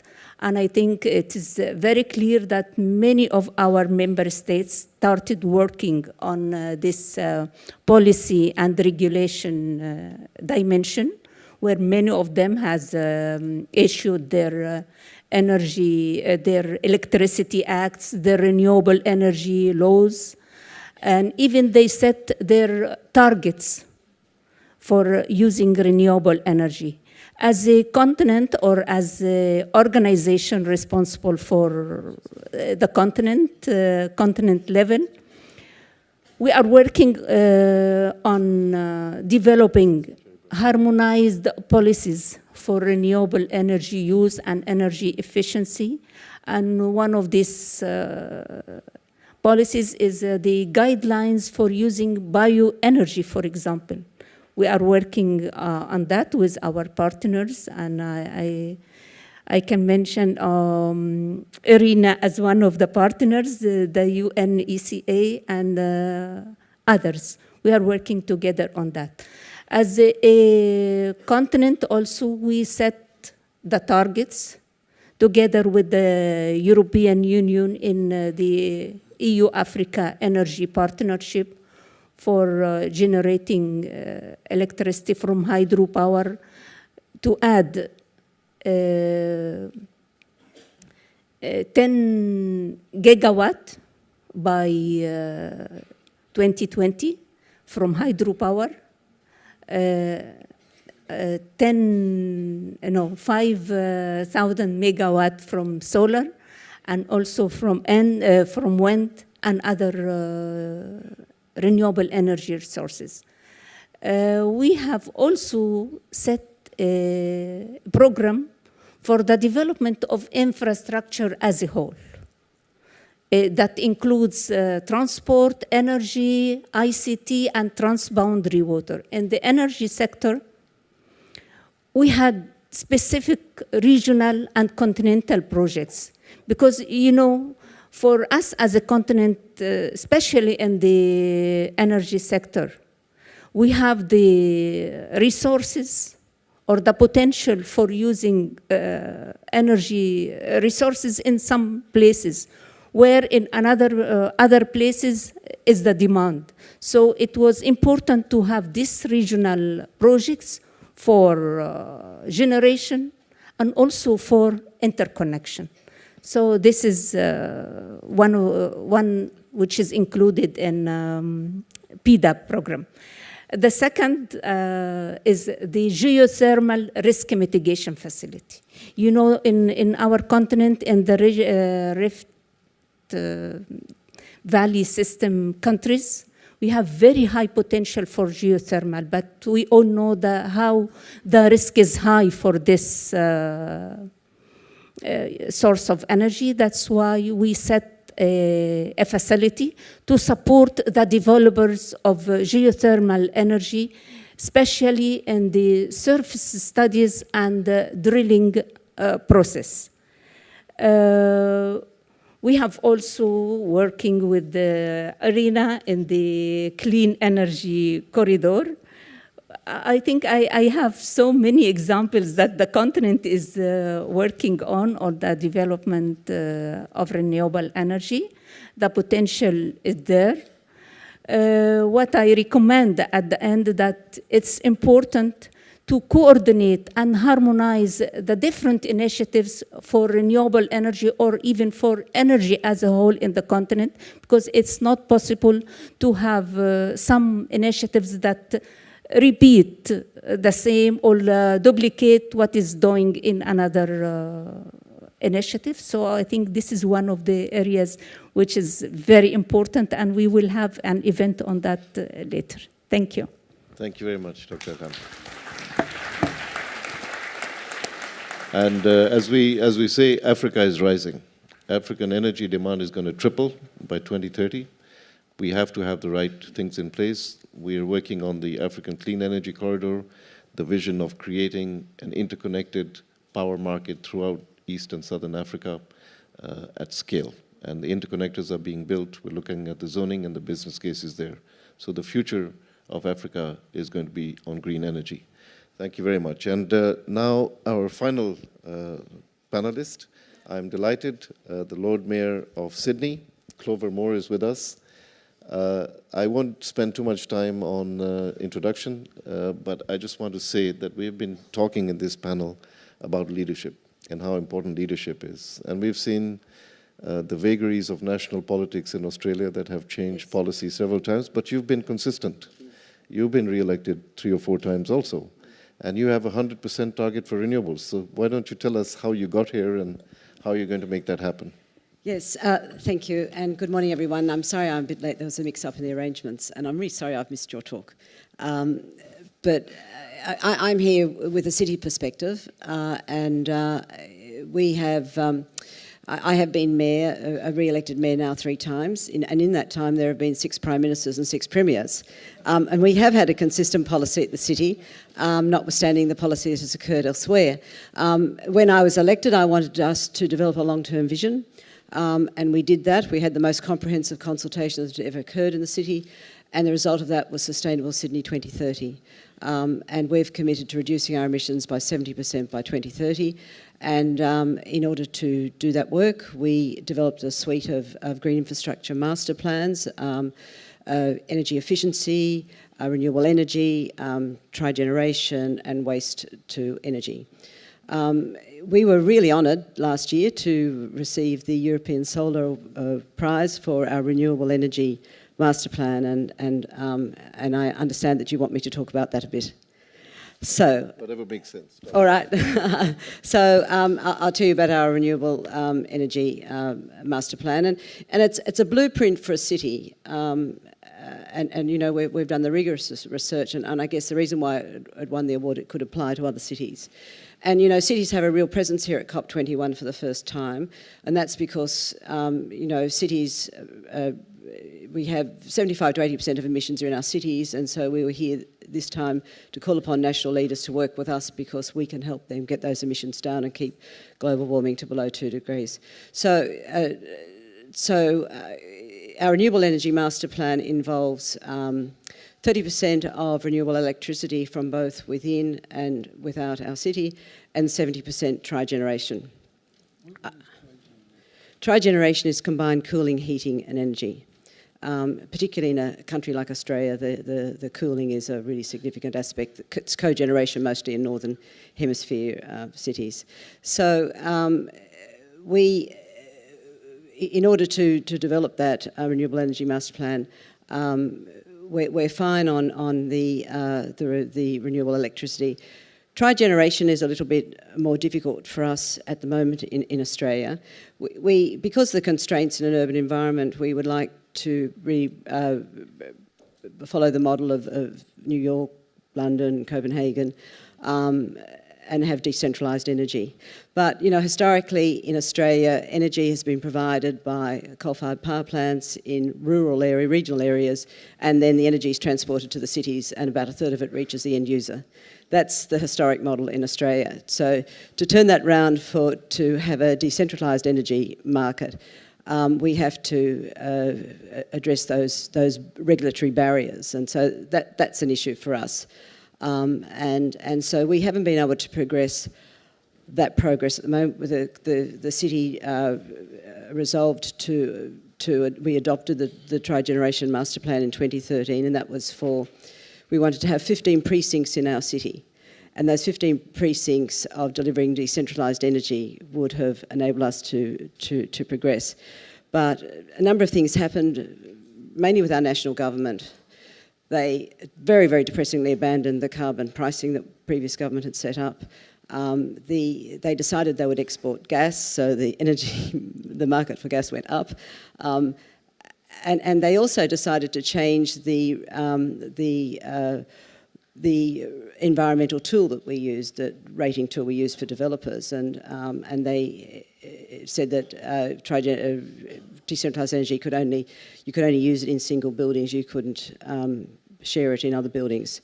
So we were stymied a little bit. What that means is that it costs the same at the moment to provide energy that comes from a regional area as it would to provide it to go across the road. So they're the barriers we have to change. I'm hoping after COP21 that national governments will go away and say, yes, we will work with cities because you can really help us achieve what we need to do if we want a future for the planet and our children. And so we're very hopeful that we will get the change in those regulatory barriers, which will bring the cost down and enable a provider to be able to provide energy locally in adjoining buildings. So meanwhile, we have parked that for the moment. We realise when cities, for example, have 21st century solutions and we have national governments that are still back there in the 20th century, we sometimes have to wait a little bit for them to do catch up. So meanwhile, we're doing it in our own town hall, which is, our Hotel de Ville, and we're doing it in our major new urban renewal area at Green Square in the buildings that council owns. We're also seed funding community projects for renewable energy, which is again a new thing, and that will be a solar project in the sort of major new convention centre that's happening in Sydney. We're also funding it for a new brewery, so that we'll be producing not only Australian solar but Australian renewable beer. Renewable beer. So, and we're getting on with our energy efficiency work. One of our projects which might interest you in terms of our energy efficiency is a partnership that we've developed with the major commercial building owners in the City of Sydney. They've committed to our goal of 70% reduction by 2030. And they so far, because they've been working on energy efficiency in the buildings they own, they're the major buildings in the city, have in the last 3 years been able to reduce their emissions by 45% and save themselves $36 million. So that's a great partnership that we're continuing to work on. Well, thank you very much, Lord Mayor. And I think for me, what has been the important aspect in this panel is how important it is that we have leaders who are prepared to exercise leadership, whether it's at the state level, whether it's at the national level, whether it's at the country at the city level, or whether it's at the continental level. And I think I'd like to express my appreciation to all of you. The story is growing. One point? Yes, Governor. Yeah, I just want to mention something about central-based solar power. We in California thought, and I even proposed, that half of our solar energy would be central-based power. In fact, I even dedicated one of these big plants. But it turned out that that company went bankrupt, and photovoltaics are much cheaper. So photovoltaics now are coming in about 5 cents a kilowatt hour, and wind power is coming in at 4 cents. So if you clean up the coal, actually the wind is cheaper right now. And then the photovoltaic in massive arrays are going to be cheaper than central-based power, even though there's no storage. So there's a little bit of a trade-off there. I just wanted you're to right, put Governor. that in. But just to elaborate on the Moroccan case, their first investment in concentrated solar brought it down 36%, and the last one was a 15% reduction on that. And I understand that there are some African projects of concentrated solar with several hours storage, which are now delivering electricity around 8 or 9 cents. So things are happening around the world that are dropping the cost equation like we couldn't imagine. And I think there are going to be combinations of technologies now that we're going to see at various levels, city, state, country, that are going to change the game dramatically. I think the Chinese were instrumental in driving down the price of solar, even to the point where America imposed some tariffs on the Chinese. But the net result is photovoltaics are like 5 cents a kilowatt hour. And I don't know, I just think that is a very big potential right now without too much... Absolutely, and it's much easier to build and it's much quicker to build, and the business case is there. So you're absolutely right, sir. Well, thank you very much to the panel. Our timekeepers are about to rebel. So please join me in... Thank you. Thank you very much indeed to the Director General of IRENA and to the panelists, all distinguished panelists, for their fascinating insights into the kind of leadership role that some of the leaders of major cities around the world are displaying in order to tap into the potential of renewable energy. And of course, at the national level as well, the importance of integrating renewables and better harmonizing policy across the board. Thank you very much indeed. We're now moving into our next session, which goes from finding, as you heard, common ground at the national, subnational level to policymaking at the regional level. So our next discussion is with someone who is and has been for a long time at the center of the debate on renewable energy in Europe. After this brief photo, a group photo of all of our panelists, if I may just invite to the stage our guest, Claude Turmes, who has been a member of the European Parliament for Luxembourg's Green Party since 1999, and here he is.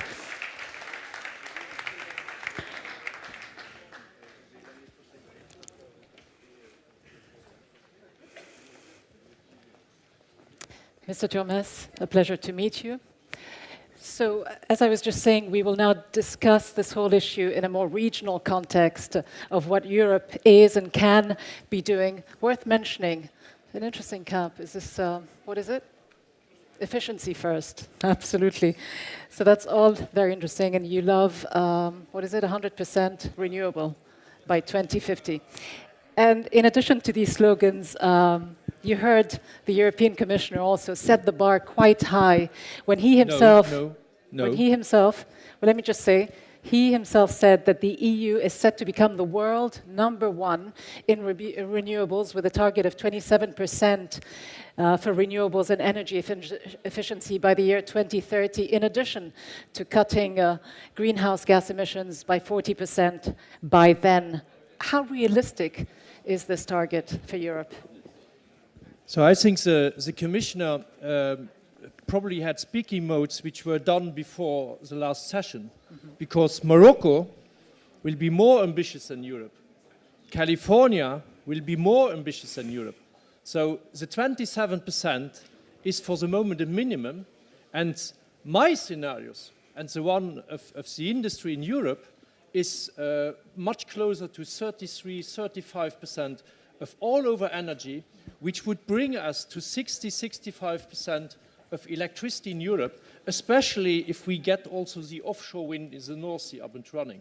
So we have a fight between Commission and some member states who are at the lower end, who want, in a certain sense, after a very rapid progress in Europe. Today we are #1, but with the 27%, we would slow down in a way that others would be before us. And it's interesting because obviously some countries are leading the way more than others in Europe. I think Germany comes to mind with something like 30% already. Yeah, but Germany is not the front runner in percentage. It's France the front also runner. very committed. No, not. Yeah. So the front runner are Portugal and Denmark in percentage. So they are, and Sweden. So Germany is very much in the focus because it is the industrial leader of Europe, very deep into nuclear and coal. And so, but we have other countries in Europe like Sweden, Denmark, Portugal, which are in percentage far further, also in the stress, in a certain sense, the positive stress to the grid to integrate. But what about those who are doing less? And without putting you on the spot, but I mean, your own country, Luxembourg, it's surprising to learn that it is among the first 5 per capita CO2 emitters. I mean, what's likely to build pressure on a country like Luxembourg to do more? Yeah. So recently the Greens were elected to the government, so I can't really... I'm from this country, but I was not in government. So now my friends are in government. So we have lately basically got the waiver through for a lot of wind. And in Europe, I think Luxembourg is, of course, a tiny country. It's 500,000 inhabitants. We have always imported electricity from outside Luxembourg.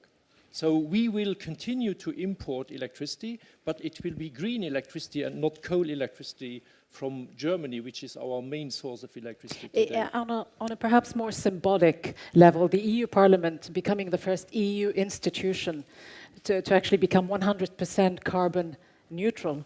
I mean, beyond the political lip service, is the EU leading by example? How significant is this type of a move? Where was PV developed? Where was wind developed? Where Governor Brown is there, but we have in Europe a more stringent new building regulation than California. We are at near zero energy already in 2021. So we have led the world, but we have seen over the last 2-3 years a major counter-revolution organized by the big energy oligopolies. Mestrallet from Gaz de France Suez, Tyson from E.ON, Iberdrola, Enel, who have lobbied European governments and European leaders in Brussels with three messages. One, no targets for renewables after 2020. Second, no support for renewables. And then third, please give us payment for the old gas and coal for capacity payments. Tomorrow I will meet Chairman Tyson. E.ON may be on a different position today than they were 2 or 3 years ago. And my question to him tomorrow is, you want a good business model for modern E.ON, but then what is the investment security in Europe if you destroy national binding targets, national support schemes? So the very success we had, and which was the success story of Europe, in a certain sense, they tried to slow it down for the very reasons which Mr. Amin has just explained. It's about the turkeys and Christmas. Okay, so what can you do with this success story, as you say? I mean, you will be meeting some of the negotiators tomorrow, presumably as well.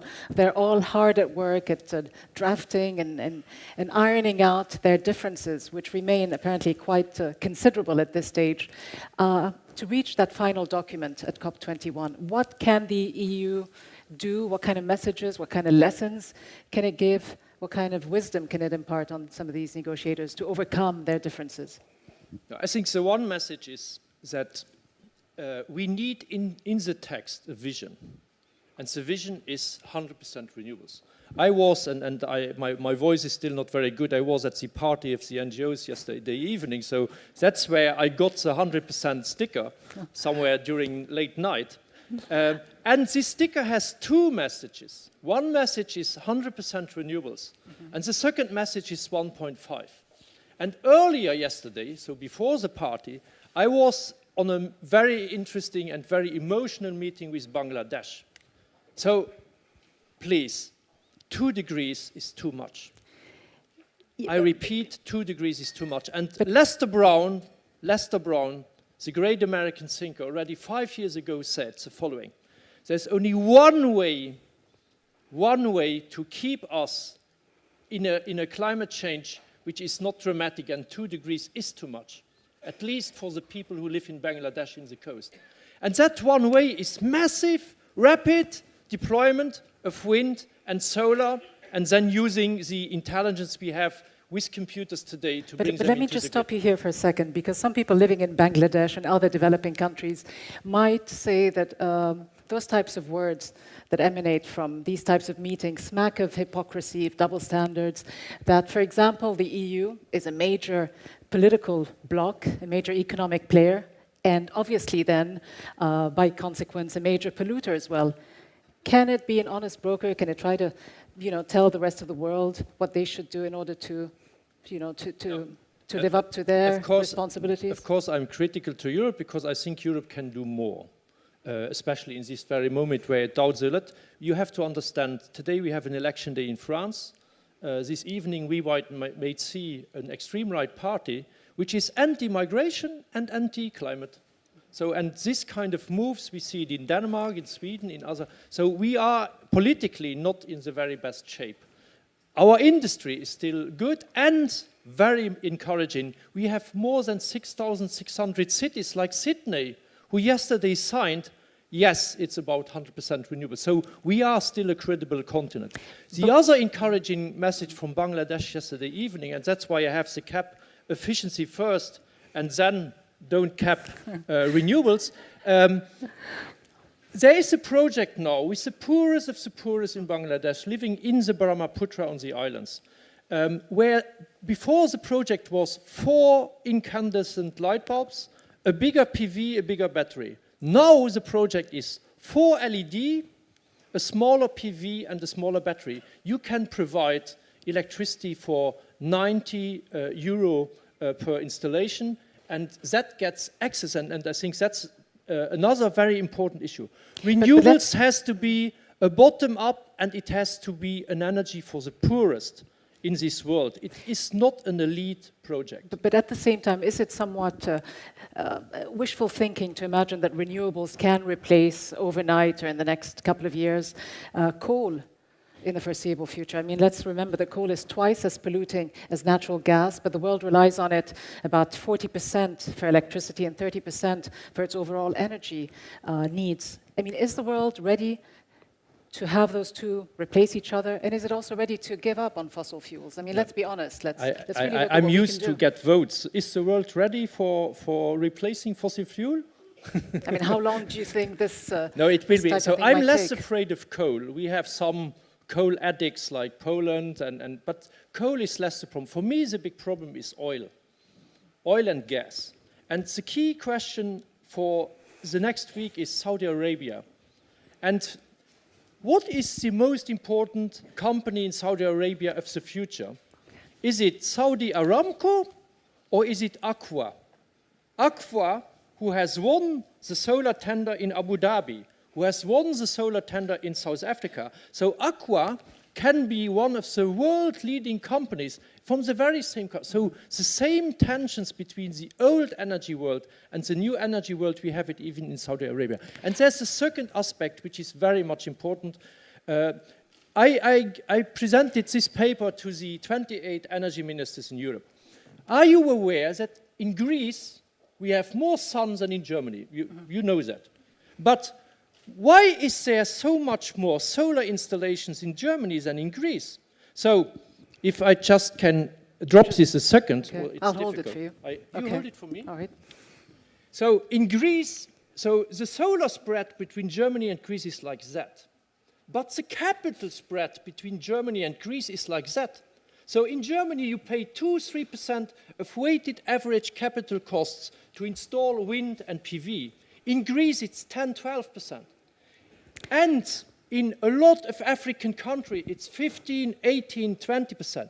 So the most important thing, and we work together with Irina on that, is we need an instrument at world scale to basically buy out the country risk which the financial markets give to certain countries. Okay. So if we get to that, then we get, because renewables is about capital costs, if we can get, and I hope we will get nearer to that next week, and then in January, because the day where the financial markets have a guarantee to roll out renewables for low risk, then we win. And the second big hope for next week is all investment funds, all bankers of the world. I think the banking and financing world will no more be the same after Paris. The divestment campaign is making a difference. So going out of coal and oil and gas, there will be much more pressure for that. Let me just stop you here for a second. And then going into renewables, that's exactly what we need now. A quick pause for a second. We've run out over time, but if you promise to be brief in your answers, I can ask you perhaps two more questions. Looking ahead to this document that you mentioned, the agreement we all want out of COP21, how do you view the alliance that has been struck somewhat by the two big polluters, the US and China? Is it better to have a watered-down document that involves them than to have one that doesn't? Yeah. Just briefly, if you can, so we move on to our last question. The reality of this world is above America, there's nobody maybe but God. And above China, there's nobody maybe Marx.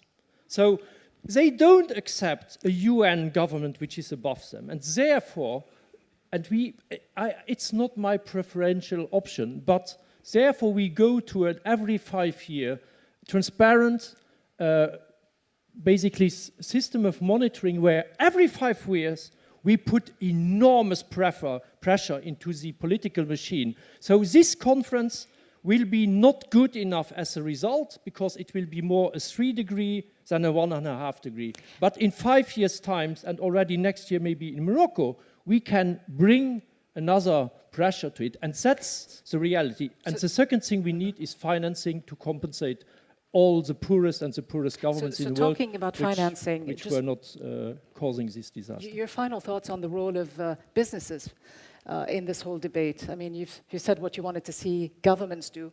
Businesses, do you see them as being part of the problem or the solution? Yeah, I will discuss this with Mr. Tyson tomorrow. What can you tell us? Give us a preview, just as we move on to our next session, which is about the role of corporate leaders and businesses. No, business is important. I'm delighted to see we have influential companies like Unilever and others, IKEA, who move into 100% renewables. That will encourage those parts of the political scene who are a bit torn between short-term electoral results with populism. One of the leaders, Mr. Bertrand, who will lead Les Républicains, he has announced 2 days ago that if he is elected, there will be not a single wind turbine in his region, in Bretagne. I thought Bretagne was a very windy place. So you get this kind of short-term electoral populism.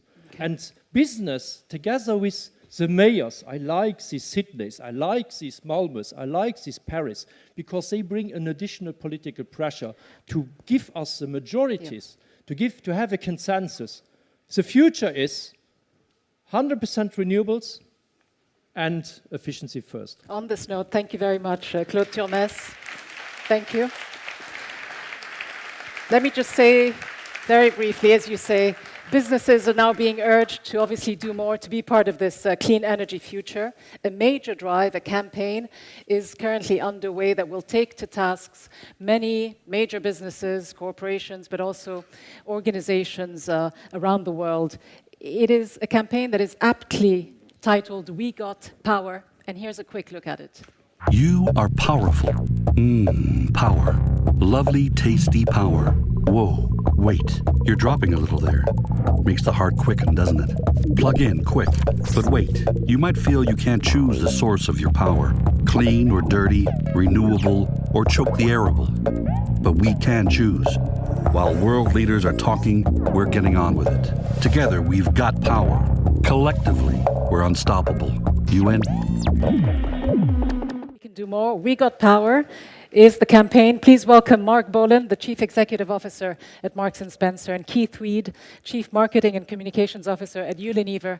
They will both tell us more about this campaign.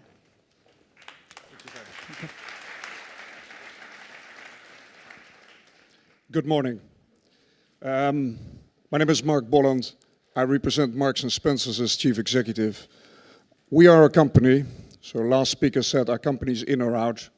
We're in. We have, over the last 5 years, taken a third out of our energy consumption.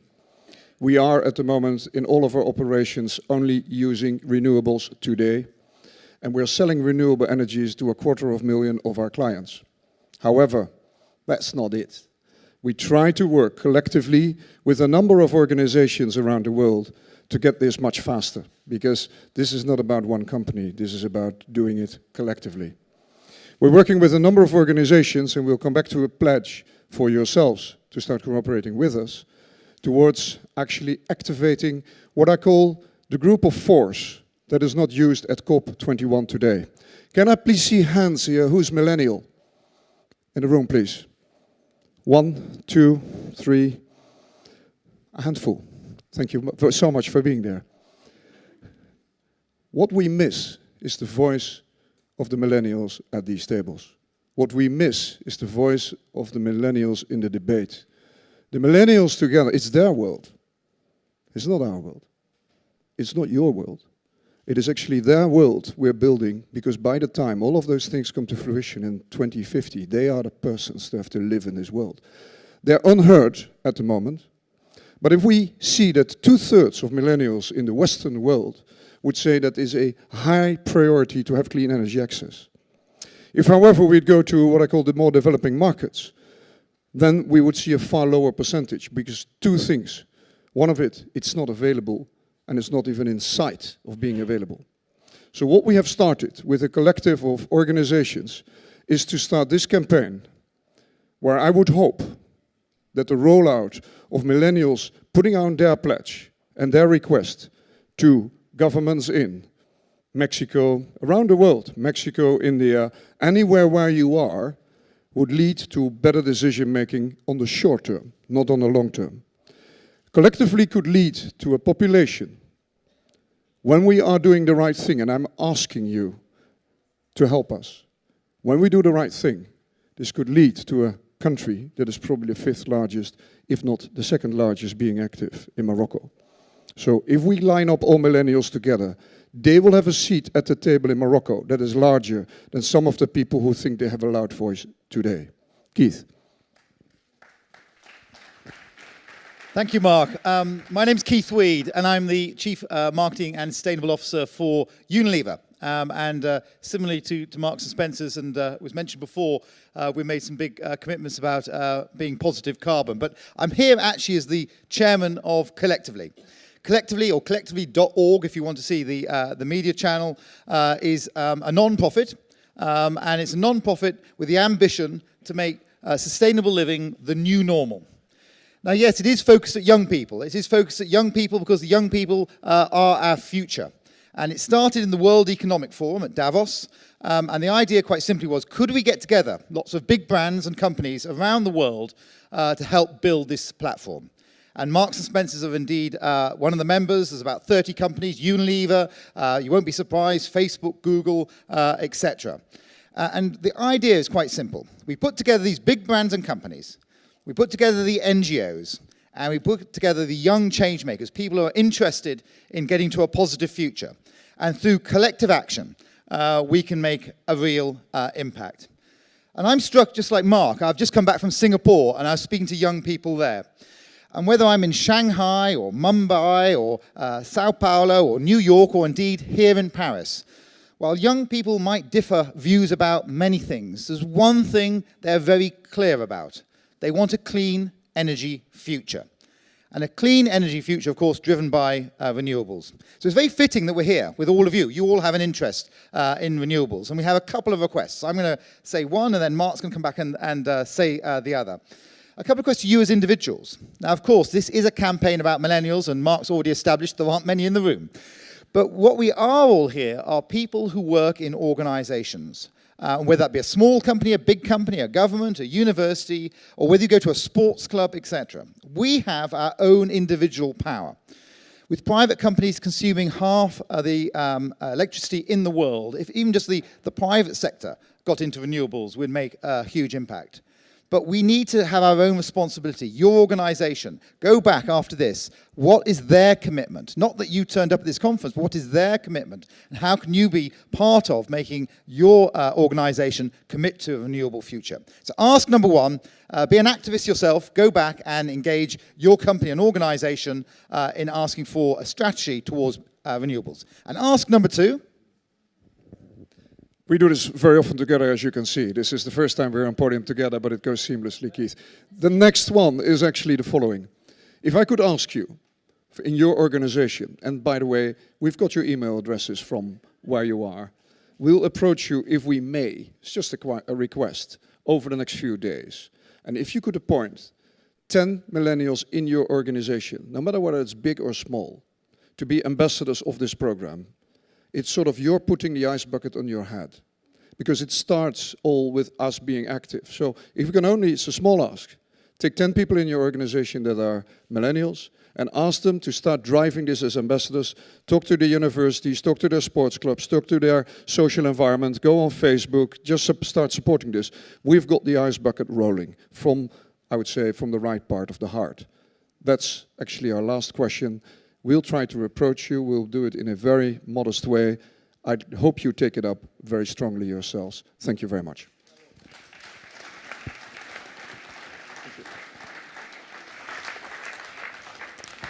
Thank you. An exciting and refreshing, I might add, announcement by leaders of key multinational companies of our time. Inspiration too for the millennials among us, hopefully the slightly older ones as well. I have to say it's exciting times for the renewable industry as a whole, which has outdone itself in so many respects by creating jobs, innovating along the way in ways that it probably didn't think possible a few years ago. So our next session looks at how fast the renewable industry has been growing, often far exceeding expectations. What is behind the rapid rise? And how does the industry keep up the pace over the next, say, 20, 30 years? Our moderator for the next session is Jean-Louis Ball. He is president of the Syndicate for Renewable Energy of France. He joins us now on stage. Of course, his panelists will follow in a few seconds. If I can just ask Jean-Louis initially to perhaps reflect on what we've heard so far, the idea of the renewable industry being a success story in many respects, but still perhaps not the level of progress that some might have liked to see. In a way, you are rocking the boat, taking on the powerful traditional energy sources. Vous permettez que je parle français? Et effectivement, donc, dans cette Yes, indeed. During this session, we're going to assess the amazing progress that has been achieved by renewable energies over the past few years, and the expected energy progress. We're going to see what kind of innovations can be implemented. And of course, Bertrand Piccard's here, and I must be modest when I talk about innovation, because he will unveil some great innovations. He will tell us about the splendid innovation that is the solar plane, and he will tell us what type of impact it may have and it will have on renewable energies that can be generated on Earth and not just in the ground. And so this is what this roundtable is going to focus on. And without further ado, I'm going to invite the panelists to come up here. I'd like to start by inviting Patrick. And here, I apologize. I don't think I'm going to be able to pronounce your name properly. Greichen. You are executive, you're CEO of RE-Energising the Future. Please come on up, Patrick. Please have a seat. Have a seat right away. You're going to have a seat over there. You have some slides that you would like to present. And so I'm also going to invite Hamat Belou, who's the CEO of Masdar. I had the honor of launching an initiative with him yesterday regarding the seawater desalination using low-carbon energy. I'd also like to call up Wendy Kunchorn-Kayong, CEO of Solar Power Company Group. May I call you Wendy? Thank you so much. I'd also like to invite Boris Schucht, who is the CEO of 50 Hertz. So this is the manager of the German transmission network. And we also have Xavier Viteri, who is a CCO of Iberdrola Renewable Energy Business. Alors, je vais essayer de résumer en quelques mots. Le contexte actuel des énergies renouvelables et les progrès qui ont été accomplis et les objectifs. And some of the goals that we have set for ourselves. Over the past few years, investments in renewable energies has been very fast-paced. And what I'd like to underscore is that the energy revolution that is currently underway is not, as many people think, the same thing as the shale gas issue. No, here we're talking about the development of renewables. And this development for a very long time was supported by industrialized nations, in particular by Germany. And Patrick will tell us about this, I have no doubt. Currently, the development of renewables is being also supported by emerging countries and by developing countries. It is being supported by these countries because renewables have become competitive forms of energy. Therefore, investments in renewable energies today represent about $300 billion per year. These are the numbers supplied by IRENA.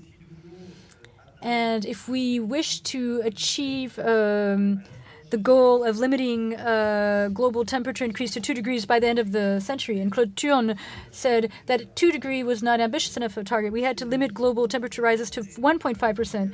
So if we want to do that, these investments will need to increase to 500 billion per year by 2020, and then they will need to go to $900 billion per year for the period 2020-2030, and perhaps beyond that after 2030. Today, renewable energies represent about 8 billion jobs worldwide. In fact, in the global energy mix, renewable energies make up 19% of this mix, and in the electric mix, they make up 23%. In fact, today, most investments in electricity are renewable energy investments. So it's about 2/3 of the new capacities rolled out annually worldwide. And it's an even split between hydropower, solar power, and photovoltaic power, PV power, and other forms of renewables as well. The prices that are coming out today, this was mentioned earlier, the prices are extremely competitive. I'll just give you a few numbers. For example, in Dubai, quite recently, a call for tender for solar energy and PVs was about $68 per megawatt hour. In Brazil, a call for tenders for wind energy was $44 per megawatt hour. And so this is the numbers mentioned by Governor Brown earlier. All of these decreases in cost have been enabled by massive investments that have been poured into the manufacturing of raw materials, of equipment, but also thanks to innovation. And this is what I would like us to discuss during this next roundtable. I'd like to start off by inviting Patrick Gratian to come on up to the podium, and he will give us a brief presentation on what took place in Germany with Energiewende. Energiewende is a think tank that was created by Mr. Rainer Bach, who's the current Secretary of State for energy transition in Germany. And you were a model student. Germany has been a model student. Therefore, perhaps you could tell us how you did this and what are some of the obstacles that still need to be overcome, and what type of innovations do you expect from this? So now I'm going to pass the floor over to you. Yes, thank you. Let me briefly give you an overview of where we stand globally, not so much focusing on Germany, because I think this is not about Germany, but it's rather about the rest of the world. Somehow this is not switching. Then maybe you can do it by hand. Give me the next slide, please. Yes, just one quick word. We are a think tank based in Berlin, financed by 2 foundations, and our main mission is how do we make the energy transition a success. Next slide, please. Next slide, please. Where do we stand? Next slide, in 2015. Now, we have about 20% renewables in global energy demand.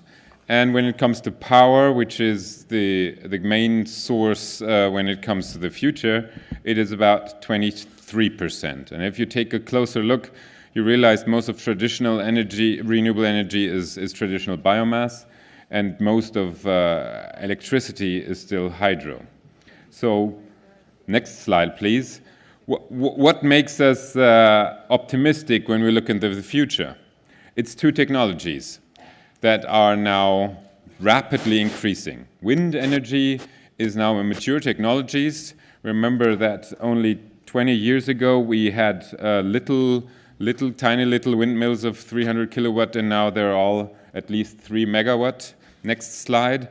And only in the past really 5 years, solar has been becoming a mature technology. Remember that in 2009 we had some 20 gigawatts globally installed of solar PV, and now we will be approaching the 200 gigawatts at the end of this year. It'll be probably a lot more than 200 gigawatts.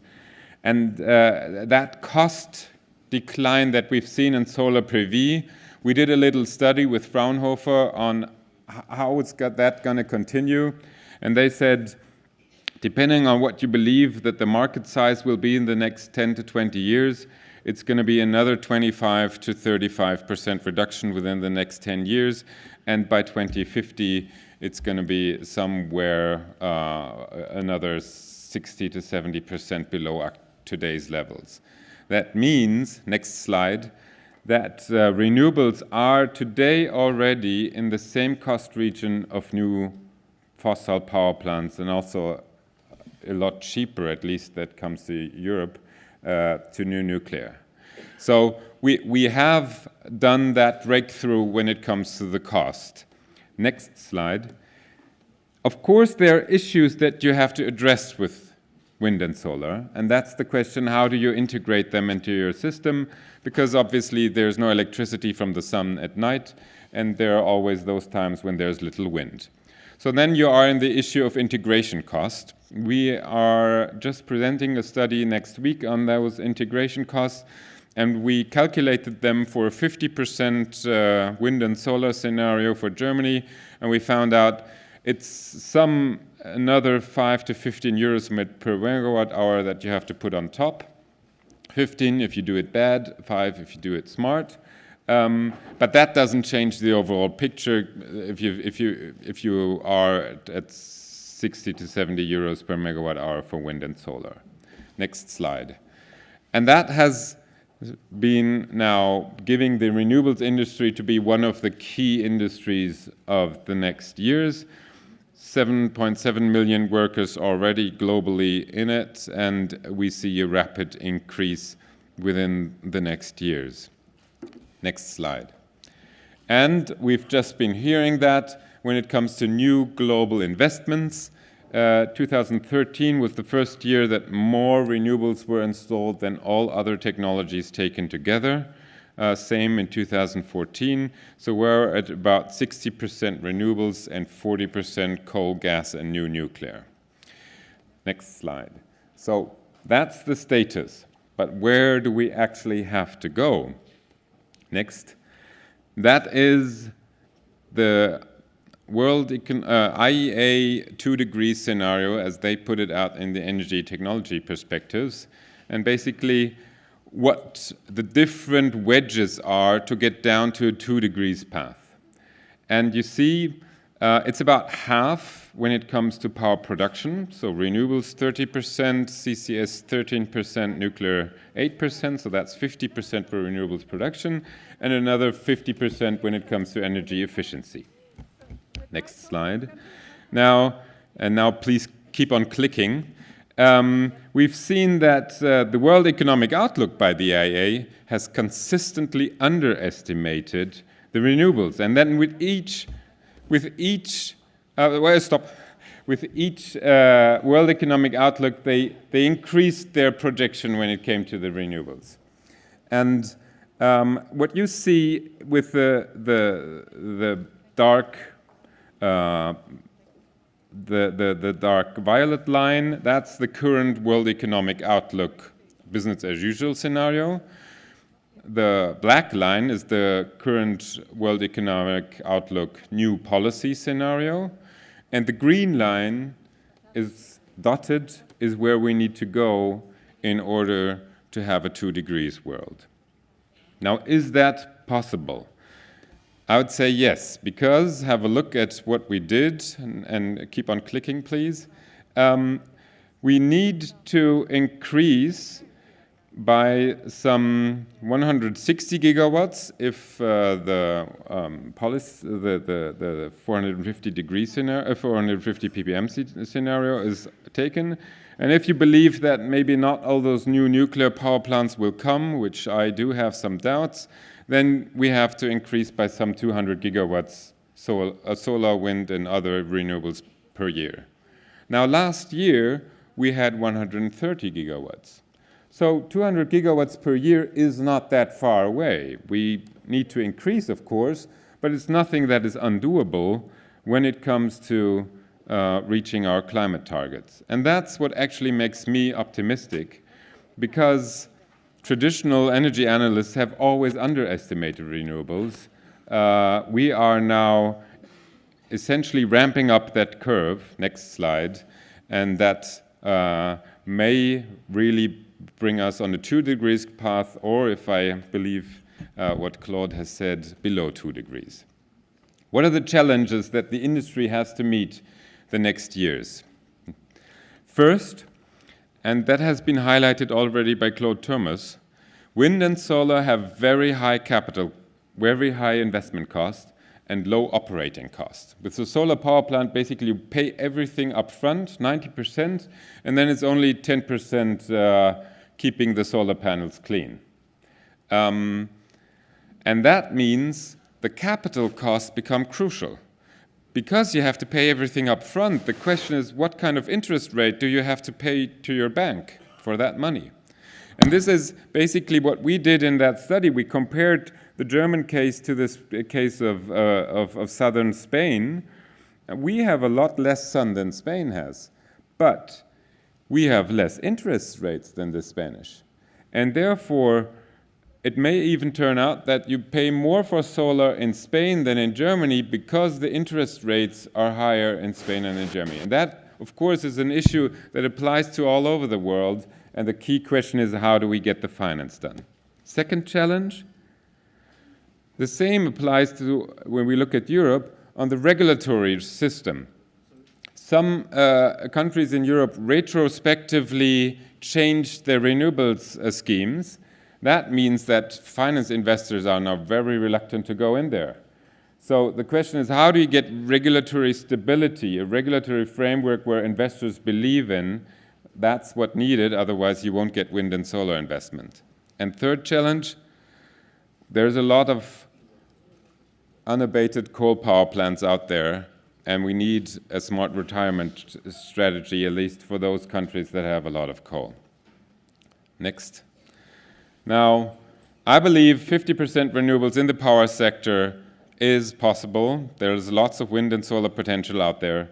If we meet those three challenges, then we will actually be below the 2 degrees. Thank you.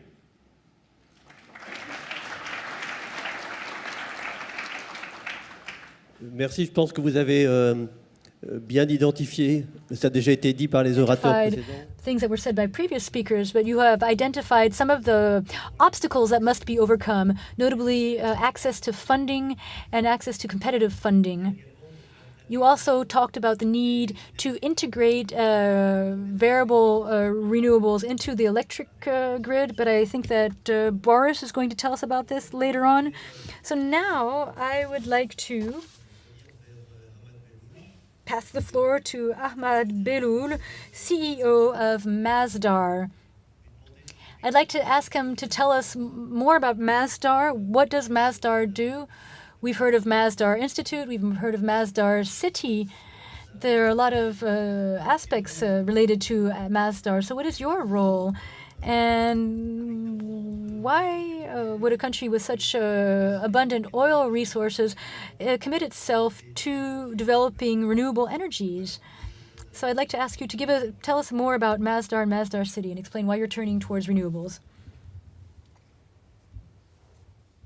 So this is one of the most common questions I get, and I think the most difficult part of my job is to explain what Masdar is in a short period of time. But in summary, I think if you go back in 2006, our leadership thought very seriously about sustainability. Before the period of oil, we lived in a very water scarce, very food scarce region where we had to live a very sustainable lifestyle. And that is embedded in our DNA. So there was a vision of establishing a company called Masdar that will create a whole new sector. And for us to do that, we had to be fully integrated. So as you mentioned, we launched Masdar Institute in collaboration with MIT. That takes care of the R&D part. As explained by Patrick, you can see efficiency R&D is a big component of renewable energy. If you really want to be a viable competitor and very active, you'd have to invest in R&D, and that is why we established MIT. We also established Masdar Capital, which is our platform to deploy equity investments globally, because we know we might not find the best solutions. It could be anywhere out there, and we have deployed $500 million through 2 funds. The third element, which is our core business, is Masdar Clean Energy, and that's where we develop solar and wind projects on a global scale. We have under that big assets like London Array, which is the largest offshore wind farm. We have our projects in Spain and other parts of the globe. The fourth one is Masdar City, because we say that you cannot purely focus on the supply side and only introduce power. You also have to work on the demand side. So through Masdar City, we're developing one of the most sustainable cities globally, where the target is to consume 50% less energy and 50% less water. So that is in summary the mandate of Masdar, and why are we working across these 4 platforms: R&D, capital, supply, which is development of solar and wind, and demand side management. The other question you asked me is, why is a country like the UAE looking into renewables? For us, it makes sense across multiple fronts. First of all, the UAE has always been an energy leader. And for us to continue being an energy leader in this sector, we have to take into account different sources of power, and we have. So today, the UAE produces renewable energy. We've also gotten into safe nuclear. It will be starting commissioning in 2016. So we're evolving our energy mix to be part of the leadership in the energy sector. Secondly, when we deploy renewable energy locally, we're using solar to generate power and thereby extending the life of our resource. So even from a resource management perspective, it makes sense for us. Thirdly, from economic diversification, today oil is at $50 a barrel, but from all the GCC countries, the UAE is by far the best positioned. Today, oil accounts for about 30% of our GDP today. And that's driven by investments that happened back in 2006 when Masdar was launched. We also got into different areas like aerospace, healthcare, ICT. So also from economic diversification perspective, getting into multiple sectors, of which renewables is a big part of it, makes sense for us. So again, it's about, number one, extending the resource that we have, to maintaining our energy leadership, and thirdly as well, diversifying the economy. And again, it also, beyond these 3 main factors, the vision is to become sustainable, the vision is to do something about our sector. We're not only deploying renewable energy, but we're also doing something about our legacy hydrocarbon sector. So we've just launched a project which captures 800,000 tons from a steel plant and uses that in the hydrocarbon sector to enhance oil recovery. So that's an example where we're mitigating the equivalent of 170,000 cars off the street by working on our legacy hydrocarbon sector. So trying to optimize and trying to make it even more sustainable going forward. Thank you. Vous avez évoqué yes, so you mentioned your activity in the area of funding. Do you can you contribute to resolving this issue in the poorest countries? And here I'm thinking of certain African countries that were mentioned earlier by Claude. So are you able to provide investments, long-term investments with low capital costs, with low interest? As Patrick Griechen said, it's very important to be able to reduce the cost of capital, to reduce interest risk. So do you have any strategies in order to promote that in the poorest African countries? Yes. So as Patrick has mentioned, yes, utilities in general use a lot of debt. You can leverage up to 80-85% when you talk about solar. So the cost of capital is driven predominantly by debt. Are we interested in Africa? We're interested in wherever it makes sense. At the moment, the regulatory regime in North Africa is more mature, so we're looking into Morocco very closely. But we're not stopping only on these. We're also actively involved in developing energy access, so small off-grid solutions. So we have developed projects in Mauritania and the Pacific Islands, areas like Afghanistan, Egypt. But these are small energy access projects, which are a combination of microgrids and solar home systems, where we believe that even though these are small projects, but they do add a lot of socioeconomic benefit. Now, we do that until the local regime is in place, because at the end of the day, we're a commercial entity. So we have to make a return. So therefore, it's gradually happening. When we first started, we went international, UK and Spain. Now we're getting closer to home because the policy has changed locally. And even the lenders are much more happy. We're seeing local lenders from the UAE happy to invest in renewables. Internationally, we're seeing international pension funds, which are one of the most risk-averse institutional investors, willing to take a position in renewables. So the sector is evolving, and once the regime is ready in Africa, we'll go in a big way. But for the moment, we're providing small targeted energy access projects that help give meaningful electricity to these regions. Et dernière question, est-ce que vous pourriez nous dire quelques mots? Question. Could you say a few words about the launching of the initiative on the desalination at low carbon emission? We participated together yesterday in this launch, and considering that the needs in water around the planet will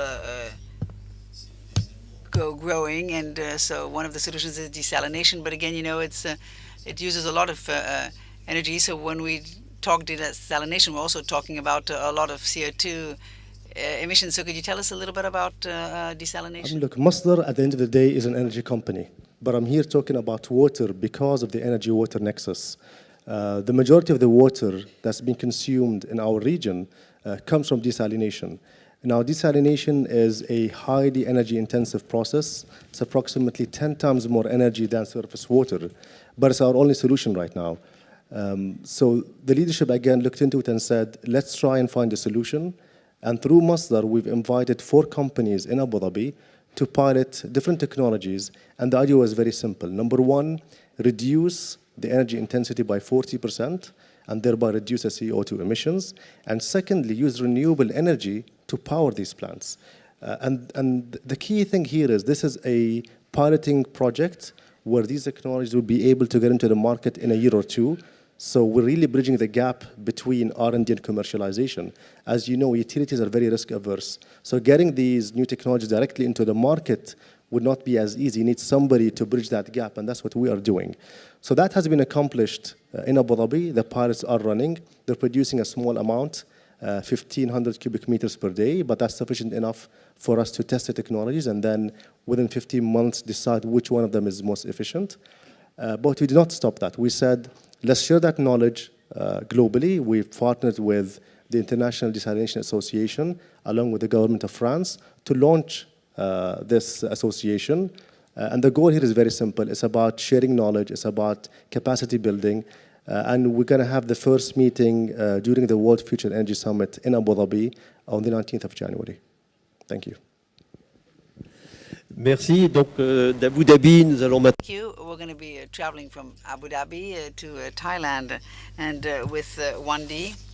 So I'd like to ask you to tell us a little bit about your company and the many solar projects you have developed and perhaps even installed. And tell us a little bit what your viewpoint is as regards innovation and what is the role of innovation and what are your resources in terms of research and development, and what are the obstacles? I mean, you talked about funding. Is that an issue that you were able to come up with solutions for? Yes. Good morning, everyone. I just arrived from Thailand this morning, so many of you may not know Thailand. Let me introduce my country.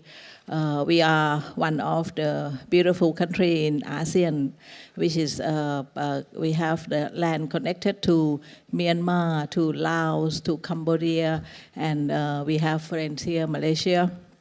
So if I say Thailand is the most beautiful country, so may not be pleased to my friend here. So, so we have a beautiful beach, Phuket, Samui, so you are welcome to visit us during your whole season in Europe here.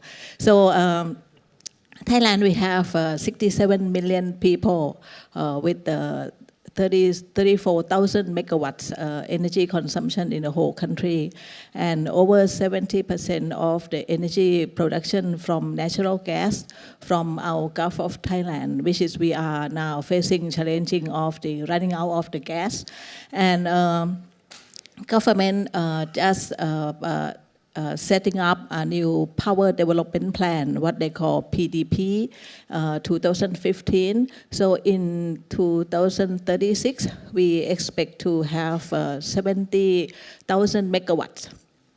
And with the renewable energy percentage up to 30% of the 70,000 megawatts, mean over 20,000 megawatts be powered by renewable in Thailand.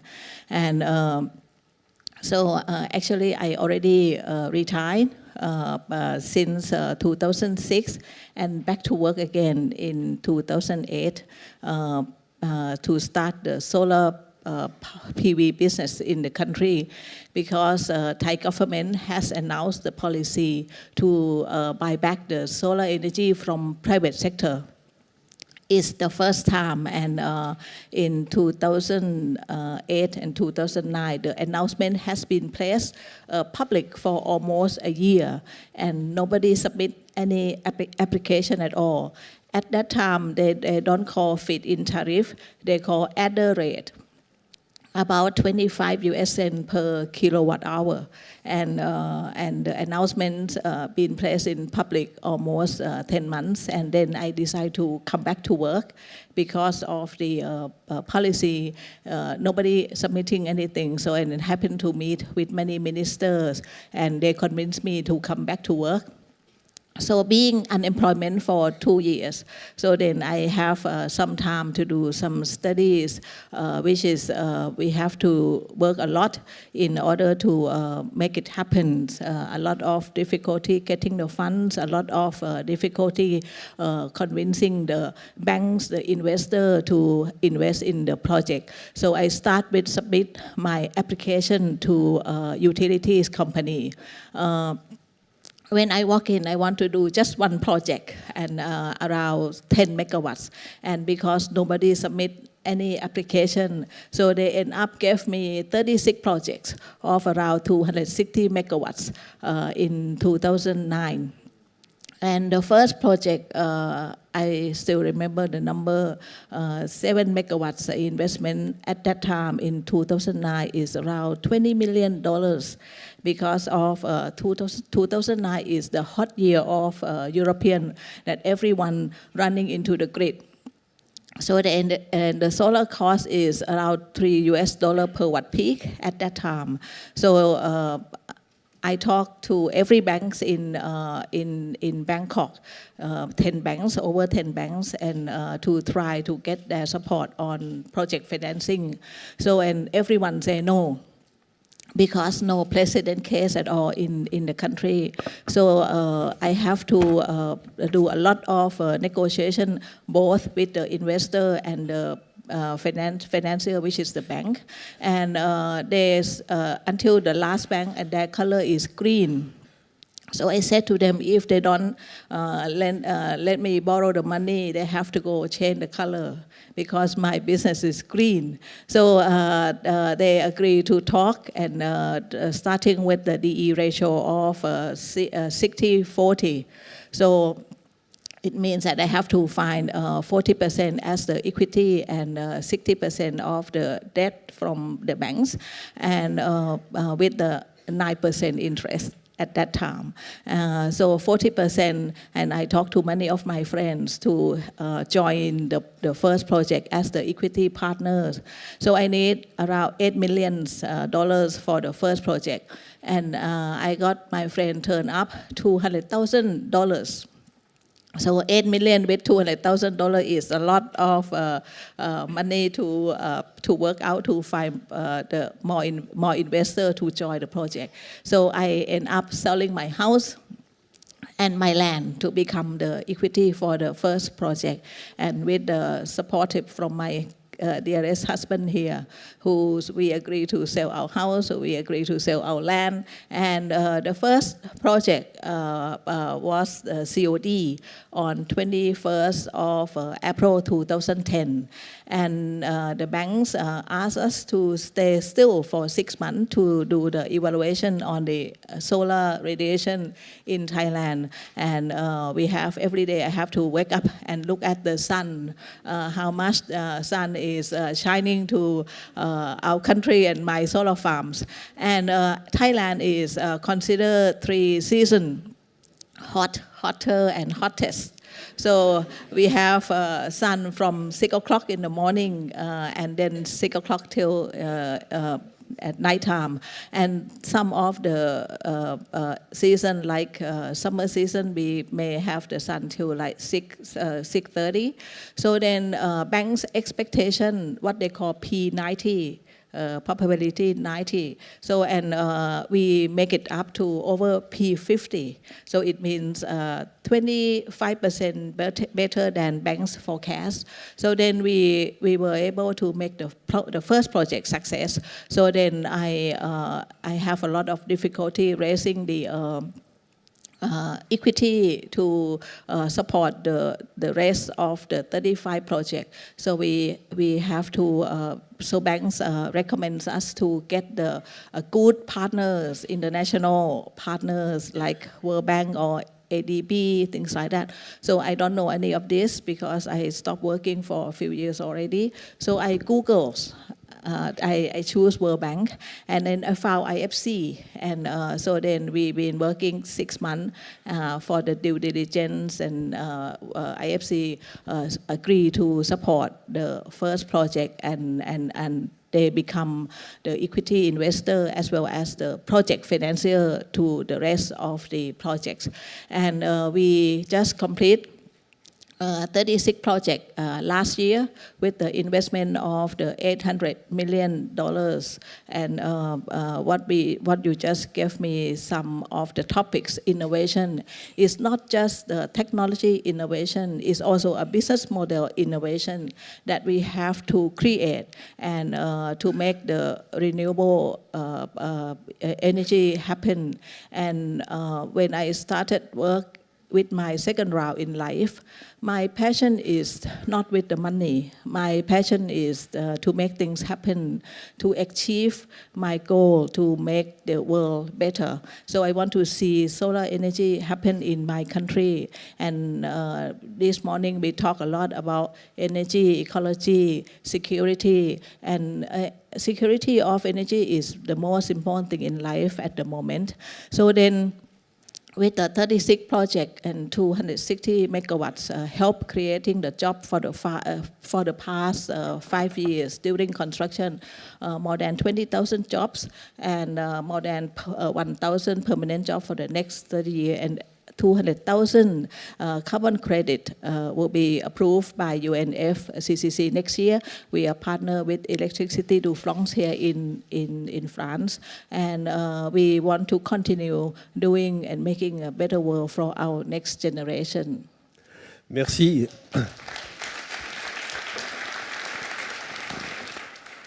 Merci et félicitations pour Thank you votre, and congratulations for your commitment. So now we're going to talk to someone that's to a utility company, hybrid roller, and I'm going to ask Javier the following question. So you know, what type of projects are you working on, and what are the main obstacles you're confronted with? I mean, do you have funding issues? You know, are there technical issues? Do you need more innovation? And what are your ongoing projects? They need a microphone.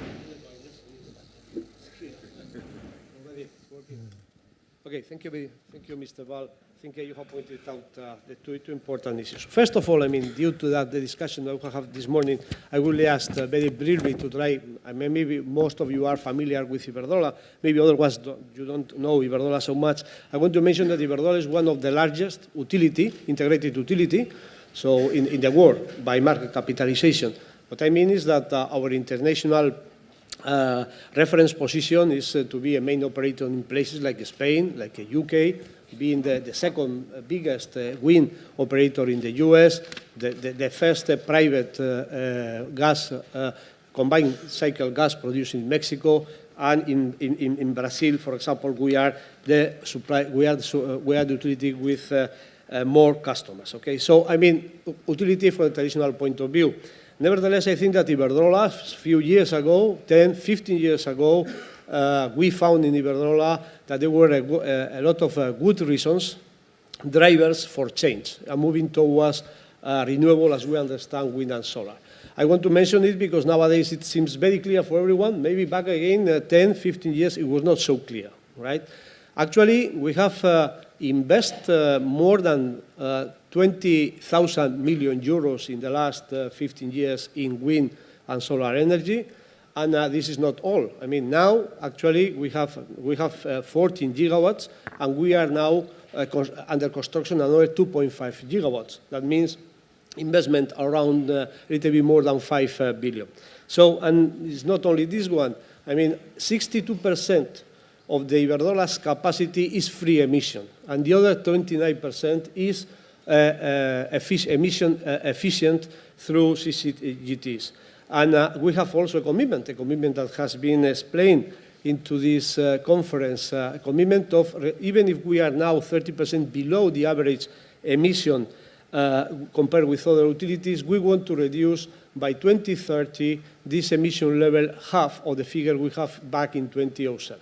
All right, so some way, I mean, as was discussed today, still you can see we celebrate Thanksgiving. All right, so in that sense, talking about the barriers, I want to point out 3 barriers, basically, that I think are very important. First of all, has to do with how we are going to bear, to support the cost of the decarbonization. So I think it's clear that the transition to a low-carbon economy goes through, in one way, through, let's say, renewable energy in the electricity generation mix. That's clear. But how, the first thing is how to allocate this cost. Second has to do with economic market barriers. I will talk about it later. And finally, about the technical challenges that we're going to face that probably my colleague from 50 Hertz will be able to explain it better than me. About, I think, the cost, I think it's important. Electricity has a lot of advantages. And one of the advantages clearly is that we can, in a very efficient and reliable way, reduce emissions. That's clear. But probably this that is an advantage sometimes became a problem because we are increasing the cost of the electricity when the cost should be everywhere, bear by all the consumers. I mean, the polluters pays principle is something that is a must.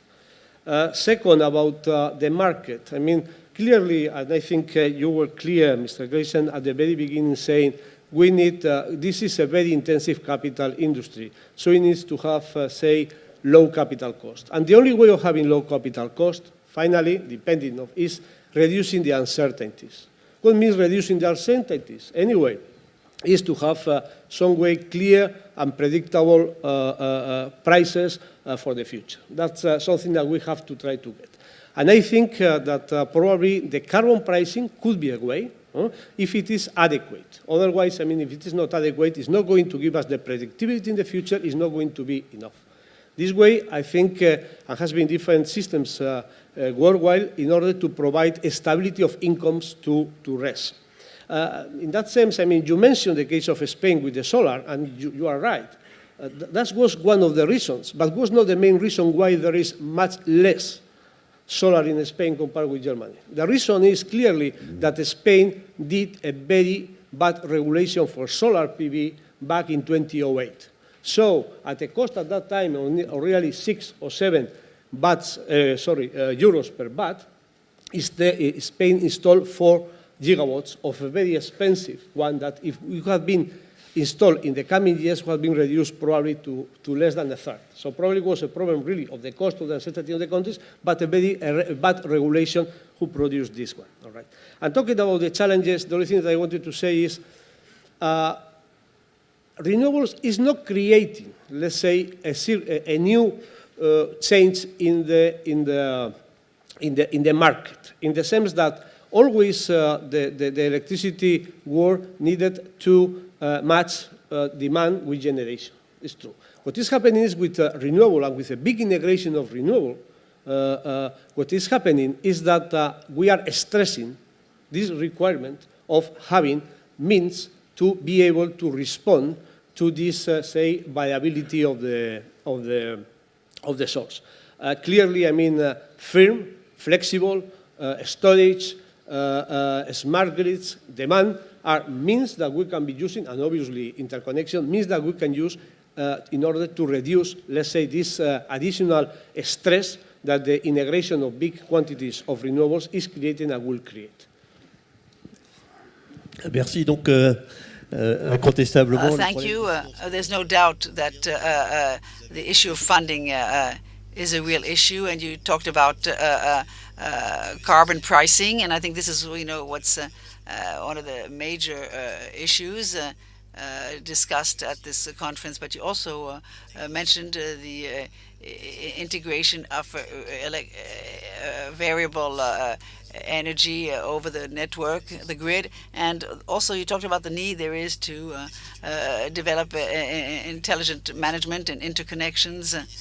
The Minister Amara earlier on mentioned this issue of interconnections between Northern Africa and Europe, but also between Northern Africa and Sub-Saharan Africa. And so now, I look to Boris Shusht. I hope I pronounced your name properly. Not quite, but who is the CEO of a transmission grid, a power transmission grid in Germany. And in Germany, so you are a pioneer country on the development of renewables. How did you go about managing the massive integration? Because you have about 80 gigawatts of variable energy, solar plus wind. So how did you go about managing the integration, and how do you see the future? With the development of interconnection between neighbors throughout Europe. There, you have the floor. Yeah, thank you, Jean-Louis. Thank you for the invitation today. And maybe let's start with giving a short view on who 50 Hertz is and what we are doing, actually. In Germany, we have 4 TSOs. We are not alone, but we are covering roughly 1/3 of Germany, the northern eastern part.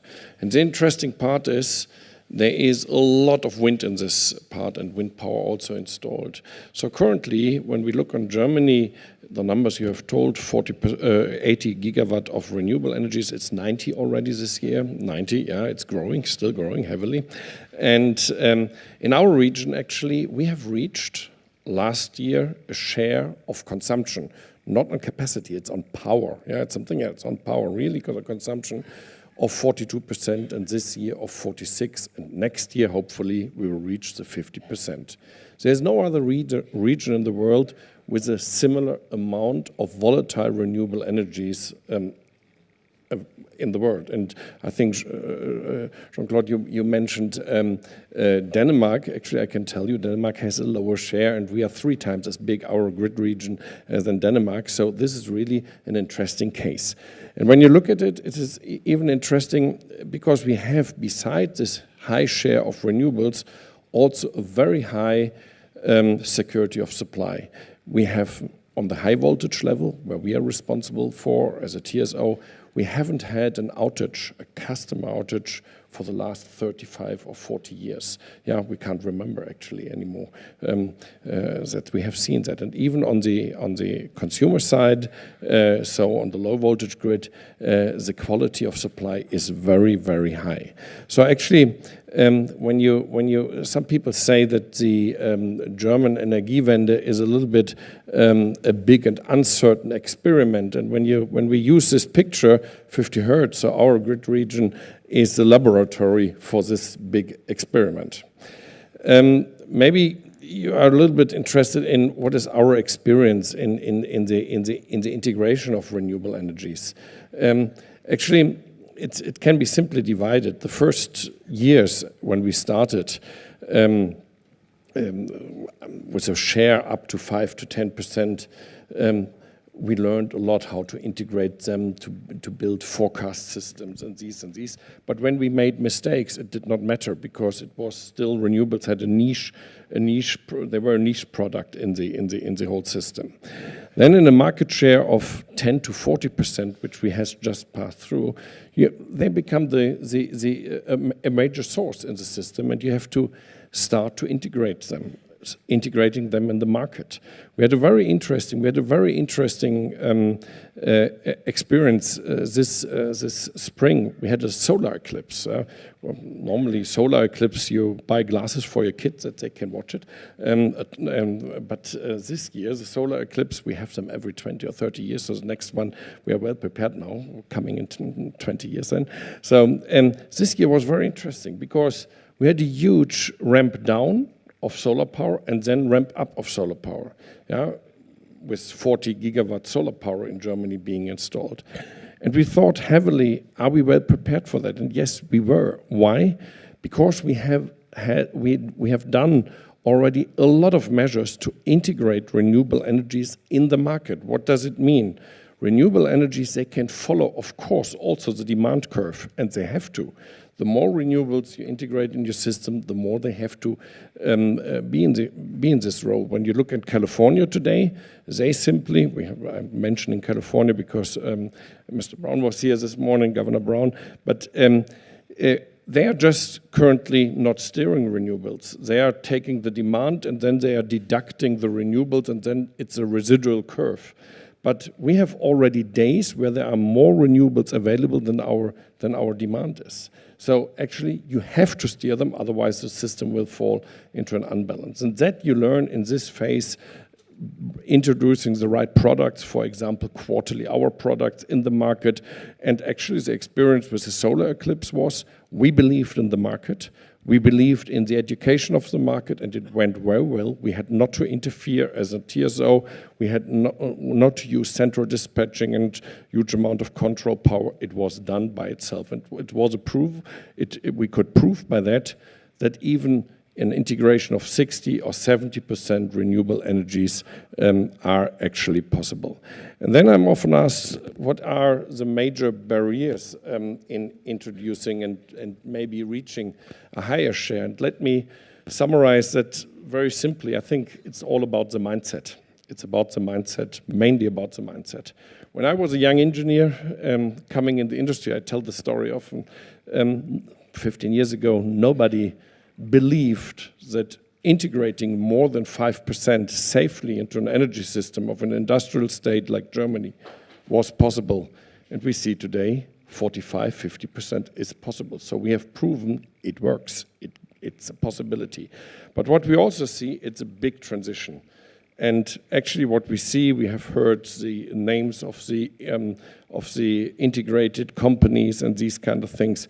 We are currently in a phase of a creative destruction. Actually, the whole industry will change by this transition. We will see new players, some maybe like Iberdrola will survive, some others will not survive. So it's a big, big, big change, a big creative destruction in the industry, which will need a lot of innovation, which technical innovation, but also business innovation. And we see that this comes into the market, and that's what it is about.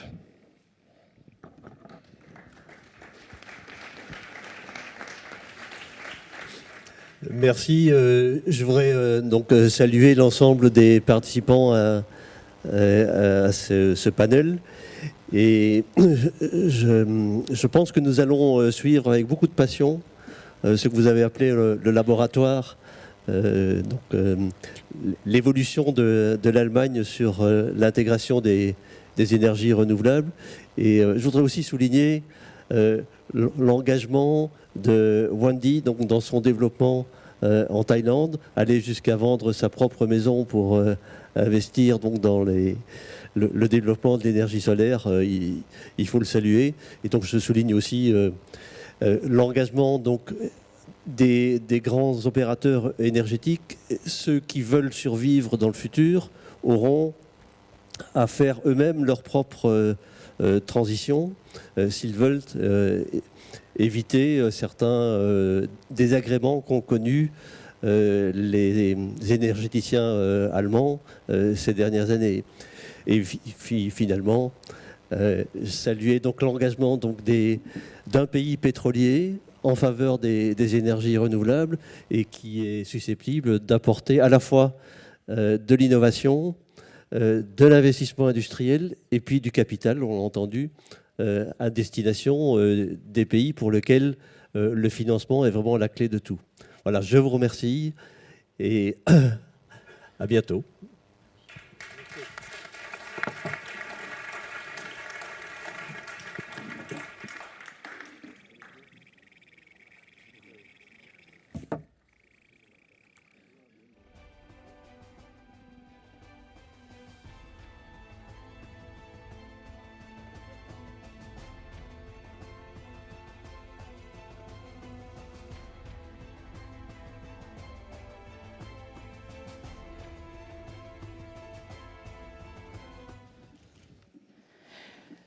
Jean-Louis Ball, thank you very much indeed for this insightful discussion, and thank you to all of the panelists. And just listening to you as we talk and hear about the experts considering how innovation and the integration of renewable energy can make a real difference to all of our lives, I think it's worth also pointing that we all too often think in terms of targets, numbers, percentages that we need to achieve, too often forgetting the faces of the most vulnerable people to climate change, the human element, the people for whom renewable energy essentially represents a lifeline and a long-term solution to some of their existential problems.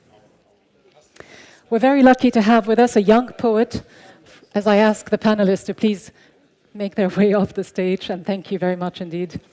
We just want to move into our next segment and invite onto the stage a very special guest who is here from the Marshall Islands.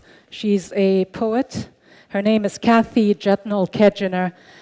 Her country, the Marshall Islands, of course, being at the forefront, at the front line of climate change, a country made up of very low-lying coral atolls and islands threatened by the rising sea levels that threaten to literally submerge the islands if change doesn't happen soon.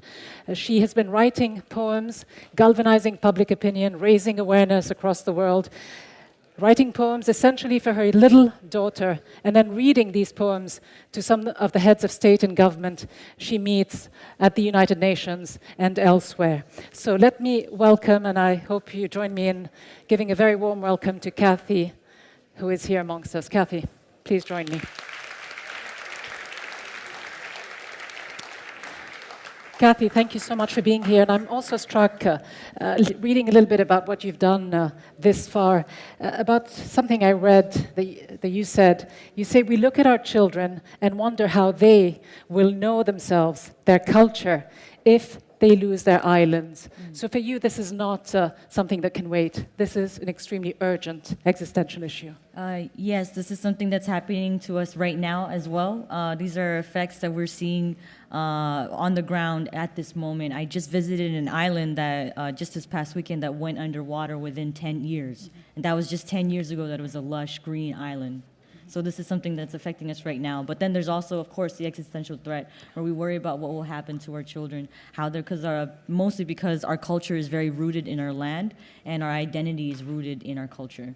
And just to give an idea, I mean, you say this is very important, very urgent, that we need to do more than just survive. And you just mentioned how quickly and how rapidly some islands are disappearing because of the rising levels of water. You say some islands, including yours, the Marshall Islands, cannot survive 2% warming. Yes, 2 degrees has been the limit, that the global temperature that a lot of people have been debating recently. Yeah. With our islands, 2 degrees is actually would be devastating for us. We would definitely not survive at 2 degrees. This is why our leaders have been pushing for 1.5 instead. And how will that be in terms of a practical reality on the ground if you did get 1.5% degrees? Sorry. I think the practical, from what we've seen from the science, from what the reports and the scientists say, it should be enough to save our islands. We should be able to survive and thrive on that island at 1.5. And of course, your message is extremely inspirational. I don't want to carry on for too long. I'd love to just give you the floor and for you to read to us some of those poems. Yeah, sure. So this poem that I'm about to share with you all, I know you've been in a meeting since, 9:30 this morning. I'm sure you must all be tired. This poem is a little bit I guess this is kind of a little bit of a breather for you all to just listen to this piece. This poem that I wrote is specifically about that topic, 2 degrees versus 1.5 degrees, because this is, again, a survival necessary for our survival. The Marshall Islands, for some of you who might not know, it's only 1 meter above sea level, and so we are really on the front lines of losing our entire island home. I should mention before I read this piece also that there is a specific island that I mentioned on this in this poem, and it's called Kule Island. Kule Island is where Bikini Islanders are living now. So for those who also don't know, a little background, the United States tested 60 nuclear weapons in the Marshall Islands after World War II. And these weapons, or some of them were, like one of them at least, was at least 100 times more powerful than the nuclear weapon tested in Hiroshima. And so what happened was they tested it on a specific island called Bikini Island. And the people who were living on that island had to be moved and could no longer live on that island and had to be moved to an island called Kule Island. Now, those Bikini Islanders who survived nuclear testing and who lost their island home to nuclear testing are now having to deal with climate change and will now have to move from Kule Island because it's so small that it's been getting flooded and inundated on a regular basis. My sister works in a clinic out in Kule Island, and there was a flooding recently just this past year that was so severe that they had to evacuate all of the hospital patients out of that clinic. And so this is a poem that talks about that, but also talks about the 2 degrees and 1.5, and also it talks about my daughter as well. So I hope you take some time. I hope that kind of gives you a little bit of a refresher from your meetings and your statistics. And so let me just share this. The other night, my 1-year-old was a fever pressed against my chest. Together, we wrestled with a thermometer that read 99.8 degrees. The doctor says technically 100.4 is a fever. But I can see her flushed face, how she drapes across my lap, listless. Libanum is usually a wobbly walking toddler, all chunks and duck-footed shaky knees, stomping squeaky yellow light-up shoes across the edge of the reef. And I think what a difference a few degrees can make. Scientists warn that if humans warm the world more than 2 degrees, then catastrophe will hit. Imagine North American wildfires increasing by 400%, animal extinction rising by 30%, freshwater declining by 20%, just 1 meter of sea level rise, and 15% of Bangladesh gone. Entire island nations gone. Thousands, millions left wandering. My daughter left wandering, wondering what happened. At a climate change conference, a colleague tells me 2 degrees is just a benchmark for climate negotiations. I tell him 2 degrees is a gamble. At 2 degrees, my islands, the Marshall Islands, is underwater. This is why our leaders push for 1.5. Seems small, like 0.5 degrees shouldn't matter. Like 0.5 degrees are just crumbs. Like the Marshall Islands must look on a map, just crumbs you dust off the table, wipe your hands clean of. Today, Libanum is feeling a little better. She bobs around her backyard, drops pebbles and leaves into a plastic bucket before emptying it out and doing it again. As I watch her, I think about futility. I think about the world making the same mistakes again and again since the Industrial Revolution, since 1977 when an economist said 2 degrees was the estimate. On Kule Island, the tides were underestimated. Patients sleeping in a clinic with nuclear history threaded into their bloodlines woke to a wild water world, a rushing rapid of salt, a sewage of syringe and gauze. Later, they wheeled their hospital beds out, left them rested in the sun. They must be stained, rusted, our people creaking brackish from salt spray and nuclear radiation blasts, so tired, wondering if the world will just leave us out to dry in the sun, or will they dust their hands of us, wipe them clean. My father tells me irik, the Marshallese word for when the tide is nearest in equilibrium. That's the best time for fishing. So maybe that's what I'm doing with this poem, fishing for recognition, riding the tide towards an equilibrium, willing the world to find its balance. Because beyond the discussions, beyond the statistics, there are people all the way out here. There are faces. There is a baby walking wobbly on the edge of a reef, not yet underwater. Thank you. Kathy, can you stay with me for a second?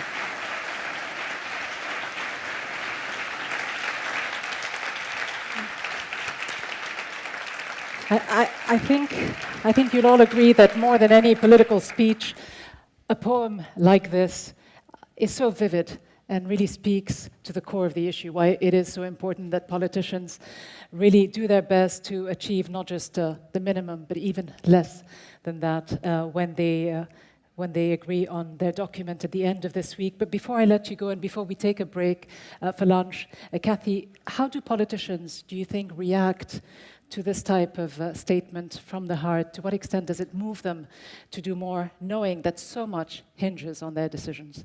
I can only speak to my last performance when I performed at the United Nations Climate Summit. I did a poem called Dear Mate Filipino, which was in a similar vein, reminding people of the humanity and how we will fight for our next generation and our children. And what I definitely noticed was that before I performed the poem, it was a very cold and not really, there was just a lot of protocol. After I performed the poem, all of these politicians, diplomats, they were all coming up to me and telling me about their children, about their daughter, about their son, and how much they miss them. And they asked to hold my daughter, and it just transformed the room into something so much warmer. And I think that's because, poetry and art has that touch, has that effect. It reminds people of the humanity of the issues. It humanizes the whole issue. Kathy Jadnal-Kitchener, thank you so much for sharing your poem with us. Thank you very much.